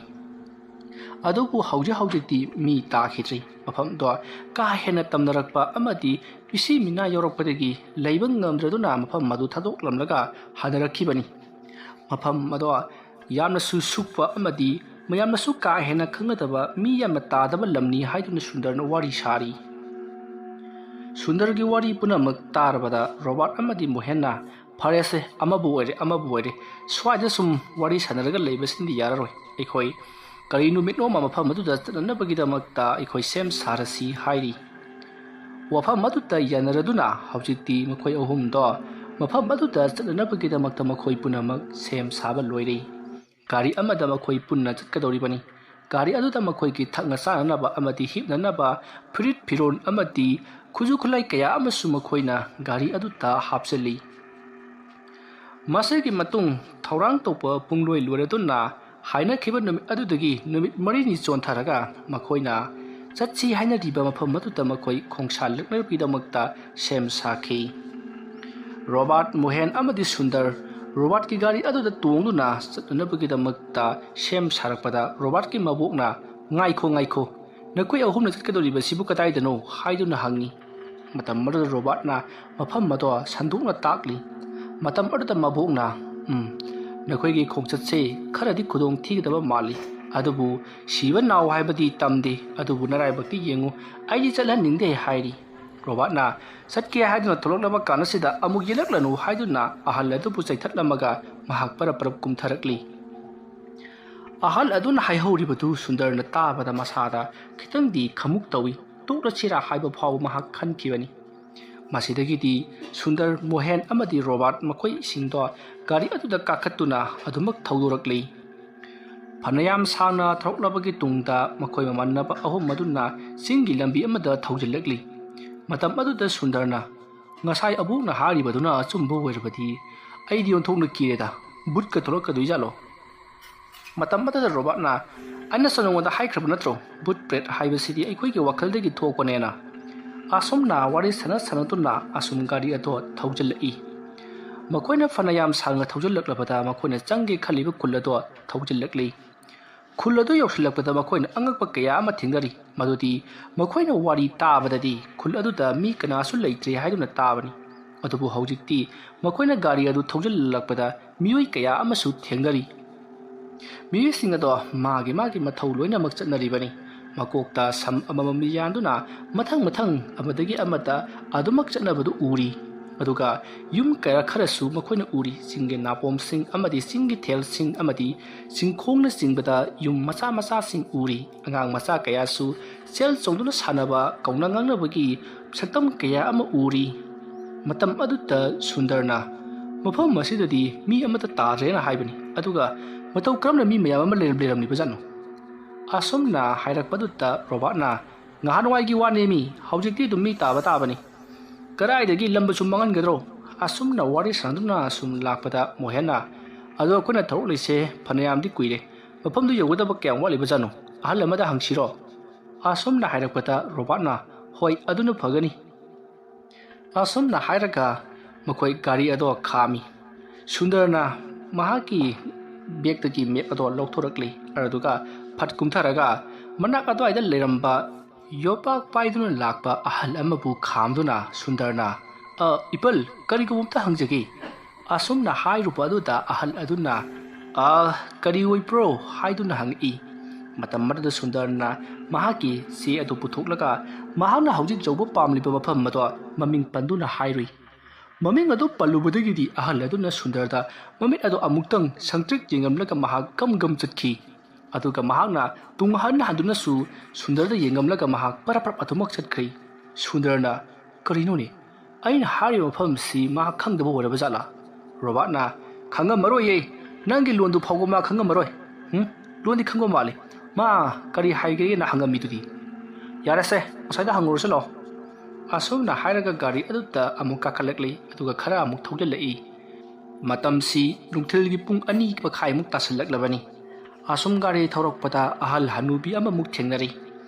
ꯃꯇꯝ ꯑꯗꯨꯗ ꯁꯨꯟꯗꯔꯅ ꯑꯩ ꯌꯥꯝ ꯍꯩꯅꯗꯦꯁꯦ ꯃꯣꯍꯦꯟ ꯅꯪꯕꯨ ꯍꯪꯉꯨ ꯍꯅꯨꯕꯤꯁꯤꯁꯨ ꯂꯩꯁꯥꯕꯤ 2-3ꯒ ꯏꯁꯤꯡ ꯁꯣꯛꯂꯨꯕ꯭ꯔꯥ ꯀꯔꯤꯅꯣ ꯁꯝ ꯃꯊꯪ ꯒꯦꯔ ꯂꯩ ꯍꯅꯨꯕꯤꯁꯤꯗ ꯍꯪꯉꯨ ꯂꯩꯁꯥꯕꯤꯁꯤꯡꯗ ꯍꯪꯉꯨꯔꯗꯤꯅꯦ ꯈꯥꯏꯔꯛꯏꯅꯦꯅ ꯑꯃꯨꯛ ꯈꯨꯄꯥꯛ ꯆꯥꯔꯛꯀꯅꯤ ꯑꯁꯨꯝꯅ ꯍꯥꯏꯔꯛꯄꯗꯨꯗ ꯃꯣꯍꯦꯟꯅ ꯆꯠꯂꯣꯗ ꯆꯨꯝꯅ ꯋꯥ ꯍꯪꯕꯕꯨ ꯈꯨꯄꯥꯛ ꯆꯥꯔꯗꯤ ꯑꯁꯨꯝꯅ ꯍꯥꯏꯔꯒ ꯉꯪꯗꯨꯅ ꯀꯨꯝꯈꯤ ꯃꯣꯍꯦꯟꯅ ꯄꯔꯄ ꯆꯪꯁꯤꯟꯗꯨꯅ ꯍꯅꯨꯕꯤ ꯑꯗꯨꯗ ꯑꯕꯣꯛ ꯀꯔꯤꯒꯨꯝꯕ ꯑꯝꯇ ꯍꯪꯒꯦ ꯍꯥꯏꯗꯨꯅ ꯍꯪꯉꯤ ꯑꯗꯨꯒ ꯃꯍꯥꯛꯅ ꯃꯦꯞ ꯑꯗꯨ ꯄꯨꯊꯣꯛꯇꯨꯅ ꯁꯤꯒꯤ ꯃꯐꯝꯁꯤ ꯈꯪꯕꯤꯕ꯭ꯔꯥ ꯍꯥꯏꯗꯨꯅ ꯃꯃꯤꯡ ꯄꯟꯗꯨꯅ ꯍꯥꯏꯔꯨꯏ ꯃꯇꯝ ꯑꯗꯨꯗ ꯂꯩꯁꯥꯕꯤꯁꯤꯡꯗꯨꯗꯤ ꯑꯕꯣꯛ ꯑꯩꯈꯣꯏ ꯈꯔ ꯍꯜꯂꯝꯂꯒꯦ ꯍꯥꯏꯗꯨꯅ ꯄꯔꯞ ꯑꯗꯨꯃꯛ ꯆꯠꯈ꯭ꯔꯦ ꯇꯧꯔꯤꯕ ꯑꯁꯤꯗ ꯀꯔꯤꯅꯣ ꯍꯥꯏꯗꯨꯅ ꯔꯣꯕꯥꯔꯠ ꯑꯃꯗꯤ ꯁꯨꯟꯗꯔ ꯒꯥꯔꯤ ꯃꯅꯨꯡꯗꯒꯤ ꯌꯦꯡꯗꯨꯅ ꯂꯩ ꯂꯩꯁꯥꯕꯤ ꯃꯆꯥꯁꯤꯡ ꯑꯗꯨꯅ ꯒꯥꯔꯤ ꯃꯅꯨꯡꯗ ꯇꯣꯡꯂꯤꯕ ꯁꯨꯟꯗꯔ ꯑꯃꯗꯤ ꯔꯣꯕꯥꯔꯠꯇ ꯌꯦꯡꯂꯝꯂꯒ ꯃꯈꯣꯏꯁꯨ ꯄꯔꯞ ꯑꯗꯨꯃꯛ ꯆꯠꯈ꯭ꯔꯤ ꯍꯣꯏꯁꯨ ꯍꯥꯏꯗꯦ ꯃꯥꯏꯁꯨ ꯍꯥꯏꯗꯦ ꯃꯇꯝ ꯑꯗꯨꯗ ꯍꯅꯨꯕꯤ ꯑꯗꯨꯅ ꯃꯣꯍꯦꯟꯗ ꯃꯨꯟꯅ ꯌꯦꯡꯂꯒ ꯅꯈꯣꯏ ꯀꯌꯥ ꯂꯥꯛꯄ꯭ꯔꯥ ꯍꯥꯏꯗꯨꯅ ꯍꯪꯉꯤ ꯃꯇꯝ ꯑꯗꯨꯗ ꯃꯣꯍꯦꯟꯅ ꯑꯩꯈꯣই इमानब अहुमने हाइदुना खुमी करिगिदमक लापनो हाइदुनासु हंगी मरुदा मोहेन्ना चुमना कोइरुगे हाइदुना लाकपने हाइदुना खुमी हनुबी अदुना होय होय अदु वरबदी फरे तगुदबु नुमित ताद्रिङै पुङ 4:30 ताद्रिङैदा युम यंगुनबदी होनौ हाइदुना हाइरक्ली मतम अदुदा मोहेन्ना करिगी ओइरबनो अबोक हाइदुना हंगी मतम अदुदा वा मखा तादना से सिदगे असुम चटलो सिदगे असुम चटलगा असोमदा हाइरो अदुगी मतुंगदा नखोइना मी चंगब यादबगी मवोंगदा लंग तिंगदुन लेरमगनी हारिबा लंग अदु नखोइना तपना लौथोकलगा अमुक चंगसलबा मतुंगदा अमुक किसलंगदबनी लंग अदु नखोइना लौथोकलमलबदी नखोइ अवाफमदा तागनी को आसोमना हाइरकपा अदुदा मोहेन्ना कई तौगे इबो वफम अदुदा चंगबबो हाइदुना हंगी हनुबी अदु वा मखा तारमद्री करिनो मरुम मचिंदा मुरुम सोलगा मयुम जोंगनबा अदुमक चक्ख्रे तौरीबा असिदा मोहेन इंगंगना गाड़ी अदुदा काखलई अदुगा ममानबा रोबर्ट अमदी सुंदरदा करिनो मखोइ लमसिगी मी सिंगसिबो अखोइना हारिबा लमसिगी ममिंगे हंगुबगा खुदुप थादुनु चेली सैता ओइबा आइदी पेलबनी हे रोबर्टना यारसे कमाय हारके अदुबुदी लंबीदु ताकले असुमना हारगा मोहेना लंबी अदो मफम ममदगी मफम मदा चतनबगी लंबी अदु ताकले मतम सुंदरदी उंगलगा करिगुंबा अमा खल्लगा लेबगुम तुमिन लई रोबर्टना सुंदर हाइनो कौरुबदो महा पांग तारुद्री मतम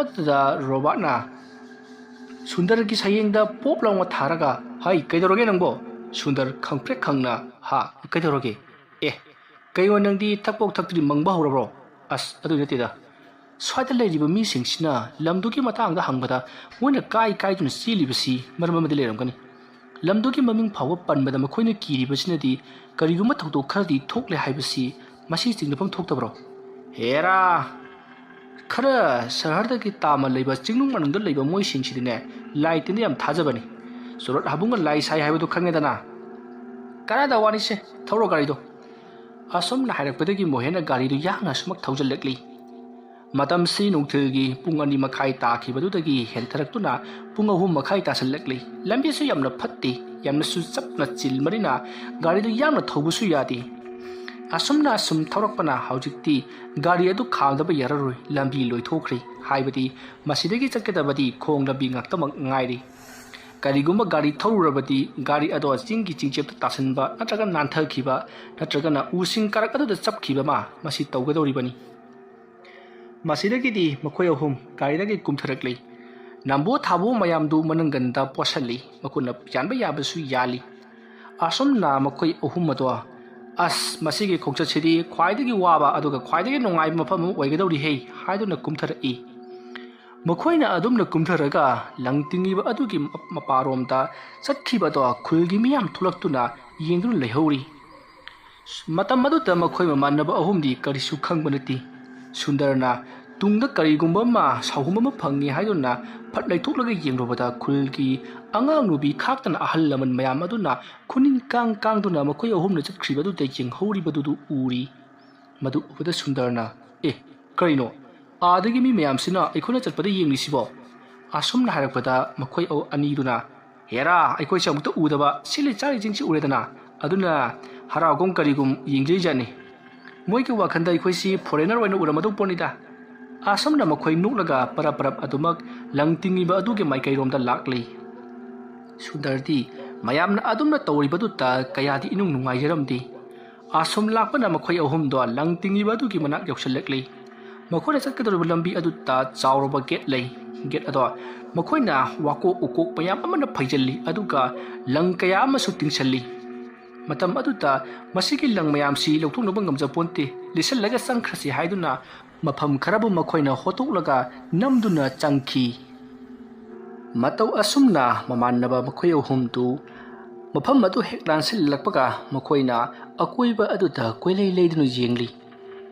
ꯁꯣꯡꯂꯕ ꯂꯝꯕꯤ ꯑꯃꯗꯤ ꯆꯤꯡꯒꯤ ꯅꯥꯄꯣꯝꯁꯤꯡꯗ ꯍꯧꯔꯤꯕ ꯆꯥꯎꯔꯕ ꯎꯁꯤꯡ ꯑꯗꯨ ꯅꯠꯇꯕ ꯑꯇꯣꯞꯄ ꯑꯃꯠꯇ ꯎꯗꯦ꯫ ꯃꯁꯤꯗꯒꯤꯗꯤ ꯃꯈꯣꯏ ꯑꯍꯨꯝꯗꯣ ꯑꯁꯨꯝ ꯆꯪꯁꯤꯜꯂꯛꯂꯤ꯫ ꯃꯐꯝ ꯑꯗꯨꯒꯤ ꯑꯀꯣꯏꯕꯗꯨꯗ ꯁꯨꯝ ꯌꯦꯡꯂꯛꯄ ꯃꯇꯝꯗ ꯃꯈꯣꯏꯅ ꯊꯥꯏꯅ ꯂꯩꯅꯔꯝꯕ ꯌꯨꯝ ꯑꯃꯟꯕ ꯈꯔꯁꯨ ꯎꯔꯤ꯫ ꯑꯁꯨꯝ ꯆꯪꯁꯤꯜꯂꯛꯄꯅ ꯂꯝꯕꯤ ꯑꯗꯨꯒꯤ ꯅꯥꯀꯟꯗ ꯍꯧꯔꯤꯕ ꯆꯥꯎꯔꯕ ꯎꯁꯤꯡ ꯑꯗꯣ ꯏꯃꯟ ꯃꯟꯊꯔꯤ꯫ ꯎꯁꯤꯡ ꯑꯗꯨꯒꯤ ꯃꯅꯥ ꯑꯀꯪꯕꯁꯤꯡ ꯑꯗꯨꯅ ꯃꯈꯣꯏ ꯑꯍꯨꯝꯅ ꯆꯠꯄꯗ ꯃꯈꯣꯜ ꯍꯧꯅ ꯊꯣꯛꯂꯤ꯫ ꯖ꯭ꯌꯥꯎ ꯑꯁꯨꯝ ꯂꯥꯛꯄꯅ ꯃꯈꯣꯏ ꯃꯃꯥꯟꯅꯕ ꯑꯍꯨꯝ ꯑꯗꯨꯅ ꯑꯊꯥꯞꯄꯗ ꯌꯨꯝ ꯑꯃ ꯏꯍꯟ ꯍꯟꯅ ꯂꯩꯕꯒꯨꯝ ꯎꯔꯤ꯫ ꯈꯔ ꯃꯟꯊꯖꯔꯕꯁꯨ ꯌꯨꯝ ꯑꯗꯨꯗꯤ ꯍꯧꯖꯤꯛ ꯀꯅꯥꯒꯨꯝꯕ ꯑꯃ ꯂꯩꯅꯕꯒꯤ ꯃꯑꯣꯡꯗ ꯇꯧꯔꯤ꯫ ꯃꯁꯤꯗꯒꯤꯗꯤ ꯁꯨꯟꯗꯔꯅ ꯑꯥꯗ ꯎꯔꯤꯕ ꯌꯨꯝꯁꯤꯗꯤ ꯈꯔ ꯍꯟꯕꯗꯧꯅ ꯇꯧꯏ꯫ ꯑꯇꯩ ꯌꯨꯝꯁꯤꯡ ꯑꯁꯤꯗꯤ ꯂꯣꯏꯅꯃꯛ ꯀꯤꯟꯊꯕ ꯃꯟꯊꯕ ꯑꯃꯗꯤ ꯅꯥꯄꯤ ꯁꯤꯡꯅꯥꯡ ꯌꯥꯝꯅꯁꯨ ꯁꯣꯡꯖꯜꯂꯤ꯫ ꯎꯔꯤ ꯋꯥꯔꯤ ꯃꯌꯥꯝ ꯑꯃꯁꯨ ꯌꯨꯝ ꯑꯁꯤꯗ ꯌꯦꯠꯁꯤꯟꯕꯗꯧꯅ ꯇꯧꯔꯤ꯫ ꯑꯗꯨꯅ ꯑꯥꯗ ꯎꯔꯤꯕ ꯌꯨꯝ ꯑꯁꯤꯅ ꯈꯔ ꯃꯁꯥ ꯅꯥꯟꯅ ꯎꯔꯤ꯫ ꯃꯁꯤꯗ ꯑꯣꯏꯅ ꯆꯪꯅꯅꯕ ꯇꯧꯁꯤ꯫ ꯑꯁꯨꯝꯅ ꯁꯨꯟꯗꯔꯅ ꯍꯥꯏꯔꯛꯄꯗꯨꯗ ꯃꯃꯥꯟꯅꯕ ꯑꯅꯤꯗꯨꯁꯨ ꯌꯥꯔꯗꯨꯅ ꯃꯈꯣꯏ ꯄꯨꯟꯅ ꯌꯨꯝ ꯑꯗꯨꯒꯤ ꯃꯅꯨꯡꯗ ꯄꯔꯞ ꯆꯪꯁꯤꯜꯂꯛꯂꯤ꯫ ꯌꯨꯝ ꯑꯗꯨꯒꯤ ꯊꯣꯡꯒꯥꯜꯗꯨ ꯍꯥꯟꯅꯅ ꯀꯣꯟꯊꯣꯡ ꯄꯥꯜꯂꯝꯕ ꯖꯥꯠꯅꯤ꯫ ꯀꯣꯟꯊꯣꯡ ꯑꯗꯨ ꯍꯧꯖꯤꯛꯇꯤ ꯅꯣꯡꯈꯥꯡ ꯆꯥꯏꯗꯨꯅ ꯃꯇꯦꯛ ꯇꯦꯛꯄꯒꯤ ꯃꯑꯣꯡꯗ ꯌꯥꯝꯅ ꯈꯥꯛꯅ ꯂꯩꯔꯝꯃꯤ꯫ ꯃꯈꯣꯏꯅ ꯀꯣꯟꯊꯣꯡ ꯆꯩ ꯑꯗꯨ ꯄꯥꯏꯔꯒ ꯁꯠꯀꯦ ꯇꯧꯔꯨꯕꯗ ꯃꯈꯣꯡ ꯑꯅꯤꯗꯣ ꯚꯨꯛ ꯂꯥꯎꯅ ꯑꯗꯨꯃꯛ ꯆꯠꯈ꯭ꯔꯦ꯫ ꯇꯦꯛꯂꯕ ꯁꯝꯕꯜ ꯑꯅꯤꯗꯨ ꯃꯈꯣꯏꯅ ꯐꯖꯅ ꯊꯥꯡꯀꯠꯂꯒ ꯂꯝꯕꯤ ꯑꯗꯨꯒꯤ ꯃꯄꯥꯟꯗ ꯉꯥꯁꯜꯂꯤꯕ ꯐꯛꯆꯦꯠ ꯑꯗꯨꯗ ꯉꯥꯁꯜꯂꯝꯂꯒ ꯃꯈꯣꯏ ꯄꯔꯞ ꯆꯪꯁꯤꯜꯂꯛꯂꯤ꯫ ꯃꯈꯣꯏꯅ ꯑꯁꯨꯝ ꯆꯪꯁꯤꯜꯂꯛꯄꯗ ꯁꯣꯡꯂꯕ ꯁꯨꯃꯥꯡ ꯑꯗꯨ ꯊꯦꯡꯅꯔꯤ꯫ ꯁꯨꯃꯥꯡ ꯑꯗꯨꯒꯤ ꯍꯦꯛ ꯃꯊꯪꯗ ꯂꯩꯔꯝꯂꯤꯕ ꯌꯨꯝ ꯑꯗꯨ ꯃꯈꯣꯏꯅ ꯎꯕꯗ ꯍꯧꯖꯤꯛ ꯃꯤ ꯂꯩꯅꯔꯤꯕ ꯖꯥꯠꯂꯥ ꯍꯥꯏꯗꯨꯅ ꯈꯜꯍꯜꯂꯤ꯫ ꯌꯨꯝ ꯑꯗꯨꯒꯤ ꯊꯣꯡ ꯑꯗꯨ ꯏꯍꯥꯡ ꯍꯥꯡꯏ꯫ ꯌꯨꯝ ꯑꯗꯨꯒꯤ ꯃꯅꯨꯡꯗ ꯂꯩꯔꯤꯕ ꯄꯣꯠ ꯆꯩꯁꯤꯡꯗꯨ ꯐꯤꯔꯣꯟꯁꯤꯡ ꯑꯗꯨ ꯌꯥꯟꯊꯗꯨꯅ ꯂꯩꯔꯤꯕꯗꯨ ꯏꯍꯟ ꯍꯟꯕꯒꯨꯝꯅ ꯇꯧꯔꯤ꯫ ꯃꯈꯣꯏ ꯑꯍꯨꯝ ꯄꯔꯞ ꯆꯪꯁꯤꯜꯂꯛꯄꯅ ꯌꯨꯝ ꯑꯗꯨꯒꯤ ꯃꯅꯨꯡꯗꯤ ꯌꯧꯔꯤ꯫ ꯑꯗꯨꯕꯨ ꯌꯨꯝ ꯑꯗꯨꯒꯤ ꯃꯅꯨꯡꯗꯗꯤ ꯀꯅꯥꯁꯨ ꯂꯩꯔꯝꯗꯦ꯫ ꯌꯨꯝ ꯑꯗꯨꯒꯤ ꯃꯅꯨꯡꯗꯣ ꯈꯔꯗꯤ ꯃꯣꯠꯁꯜꯂꯦ ꯑꯗꯨꯕꯨ ꯏꯍꯟ ꯍꯟꯅ ꯂꯩꯕꯒꯤ ꯇꯥꯏꯞꯇ ꯑꯗꯨꯝ ꯇꯧꯔꯛꯄ ꯑꯗꯨꯗ ꯔꯣꯕꯥꯔꯠꯅ ꯃꯁꯤꯒꯤ ꯌꯨꯝꯁꯤꯕꯨ ꯃꯤꯒꯁꯨ ꯂꯩꯅꯕ ꯃꯥꯜꯂꯤ ꯑꯗꯨꯒ ꯃꯤꯗꯤ ꯑꯝꯇ ꯂꯩꯇꯦ꯫ ꯍꯧꯖꯤꯛ ꯅꯨꯃꯤꯗꯥꯡ ꯋꯥꯏꯔꯝ ꯑꯣꯏꯁꯤꯜꯂꯛꯂꯕ ꯐꯥꯎꯕꯗ ꯂꯥꯛꯇ꯭ꯔꯤꯕ ꯑꯁꯤꯕꯨ ꯀꯔꯝꯕ ꯀꯥꯟꯗ ꯂꯥꯛꯇꯣꯏꯖꯥꯠꯅꯣ? ꯋꯥꯐꯝ ꯑꯗꯨ ꯇꯥꯕꯗ ꯃꯃꯥꯟꯅꯕ ꯑꯃꯅ ꯑꯃꯨꯛ ꯍꯦꯔꯥ ꯃꯤ ꯀꯅꯥꯝꯇ ꯆꯪꯕ ꯌꯥꯗꯕ ꯃꯐꯝꯁꯤꯗꯕꯨ ꯀꯅꯥ ꯂꯥꯛꯂꯒ ꯂꯩꯒꯗꯧꯔꯤꯕꯅꯣ? ꯑꯣꯏꯔꯣꯏ ꯄꯥꯔꯣꯏꯗꯕ ꯉꯁꯤꯒꯤ ꯑꯍꯤꯡꯁꯤꯃꯗꯤ ꯃꯁꯤꯗ ꯑꯍꯤꯡ ꯂꯦꯛꯂꯁꯤ ꯑꯗꯨꯒꯅꯦ ꯃꯅꯨꯡ ꯈꯔ ꯍꯟꯖꯤꯜꯂꯒ ꯌꯦꯡꯂꯨꯁꯤ꯫ ꯑꯁꯨꯝꯅ ꯍꯥꯏꯔꯛꯄꯗꯨꯗ ꯁꯨꯟꯗꯔꯅ ꯃꯐꯝ ꯑꯁꯤꯗꯒꯤ ꯄꯪꯍꯦꯟ ꯍꯦꯟꯖꯤꯟꯅ ꯆꯪꯉꯒꯨꯝꯁꯤ꯫ ꯂꯩꯀꯥꯏ ꯈꯨꯜꯅ ꯆꯪꯅꯗꯕ ꯃꯐꯝ ꯍꯥꯏꯕꯁꯤ ꯀꯔꯤꯒꯨꯝꯕ ꯈꯔꯗꯤ ꯑꯗꯨꯃꯛ ꯊꯣꯛꯂꯝꯂꯒꯗꯕꯅꯤ꯫ ꯅꯈꯣꯏꯁꯨ ꯈꯟꯗꯅ ꯌꯦꯡꯉꯨꯅꯦ꯫ ꯑꯁꯨꯝꯅ ꯍꯥꯏꯔꯛꯄꯗ ꯔꯣꯕꯥꯔꯠ ꯑꯃꯗꯤ ꯃꯣꯍꯦꯟꯅ ꯑꯁ ꯌꯥꯝꯅ ꯀꯤꯁꯜꯂꯛꯏꯗ꯫ ꯌꯥꯝꯅ ꯀꯤꯔꯒꯅ ꯅꯪ ꯌꯨꯝ ꯑꯁꯤꯗ ꯂꯩꯍꯧꯔꯣ ꯑꯩꯈꯣꯏꯗꯤ ꯃꯐꯝ ꯈꯔ ꯆꯪꯉꯨꯈꯤꯗꯣꯔꯤ꯫ ꯑꯁꯨꯝꯅ ꯍꯥꯏꯔꯛꯄꯗ ꯔꯣꯕꯥꯔꯠꯅ ꯉꯥꯏꯈꯣꯅꯦ꯫ ꯈꯨꯜ ꯑꯁꯤꯒꯤ ꯃꯤꯌꯥꯝ ꯄꯨꯝꯅꯃꯛ ꯃꯐꯝ ꯑꯁꯤ ꯊꯥꯗꯣꯛꯇꯨꯅ ꯂꯣꯏꯅꯃꯛ ꯆꯠꯅꯈ꯭ꯔꯕꯅꯤꯅ ꯃꯈꯣꯏꯅ ꯁꯤꯖꯤꯟꯅꯔꯝꯕ ꯄꯣꯠ ꯆꯩ ꯈꯔꯁꯨ ꯌꯨꯝꯗ ꯂꯩꯔꯝꯕꯁꯨ ꯌꯥꯔꯤꯕꯅꯤ꯫ ꯊꯥꯏꯅꯒꯤ ꯑꯍꯜꯁꯤꯡꯗꯤ ꯑꯇꯥꯡꯕ ꯄꯣꯠ ꯆꯩꯁꯤꯡꯁꯦ ꯑꯗꯨꯝ ꯁꯤꯖꯤꯟꯅꯕꯅꯤ꯫ ꯀꯅꯥꯅ ꯈꯪꯅꯤ ꯑꯇꯥꯡꯕ ꯄꯣꯠ ꯑꯃꯒ ꯊꯦꯡꯅꯔꯕꯗꯤ ꯑꯩꯈꯣꯏ ꯏꯅꯥꯛ ꯈꯨꯟꯗꯣꯏꯅꯤꯅꯦ꯫ aduna yum khuding changduna khoi thigidabani e adudi noina laklisi lut tobul lakpaga chap manarene hera Sundar adomda ngaksu khalunu tanja tarabadi haibagi wani ahumdo wari sana lerakpana numidang wasilakpatuta makoina purakliba solar lamp adu thangatlakli aduga makoina ngasai nuthilsu kari amata sadre haiduna karigumba khara sana thanganabagidamagta sem sari somdana kamdori khul adugi miyam punamak makoi ahumna sangkhriwa adomda khara laktuna haipeti dum jingari leplaga ngahak jingnamlaga amu heta mayum da hanjinnaki kari bu thodok tholakadoriba jano haibegi mawongni somdana makoi ahumdo asum thengelakpada chaba thakpasu lorabanina magi mobile tu puthoknaraga kari kaino khara yenganabagidamagta honari adubu mafam ado network facility amata phangdaba mafam oramlei no second hand haiduna leiki masidagi di network su close tawrabanina miga wari sanaba message thanaba so mata yadrabadudadi makoi hana yaujaba film sing khara yengba amadi offline game khara sanaba natana makoi kisu tawhum leiti lamsang lakpagi kharaga wabaga makoi di numirangi pung 9 khara helakpa mapan taslakpa adaida loinamak tumna khri makoi ne hek tumtha khibaga makoi ki thongjin pan adutta kanagumba ama leplaga leiri mafi maron jon setli makoi marang yamna somi masamsu khoiri onthongna sangkhrai saisu ama su pai makoi ahum adutta munna somi jingdun leiri tanja adumakada Sundar to mikap khangthok tholaktuna thongjin pan lomda yengthorokpada kanagumba ma saklesin khibdo mahang uhubodagi Sundarna kanalo hojikiribo haiduna khalli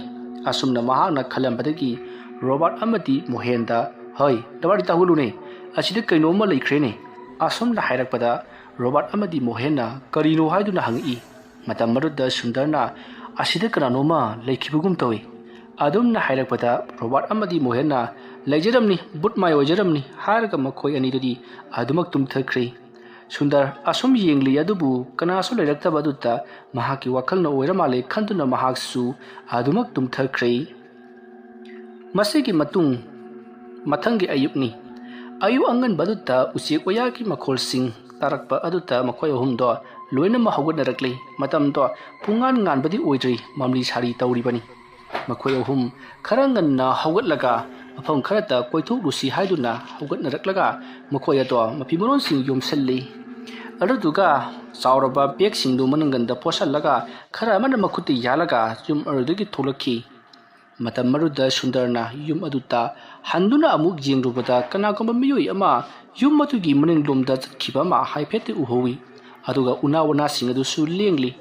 madu ubada Sundar jingnaba amadi phawi kanagumba ma mafama saida leiba jala haiduna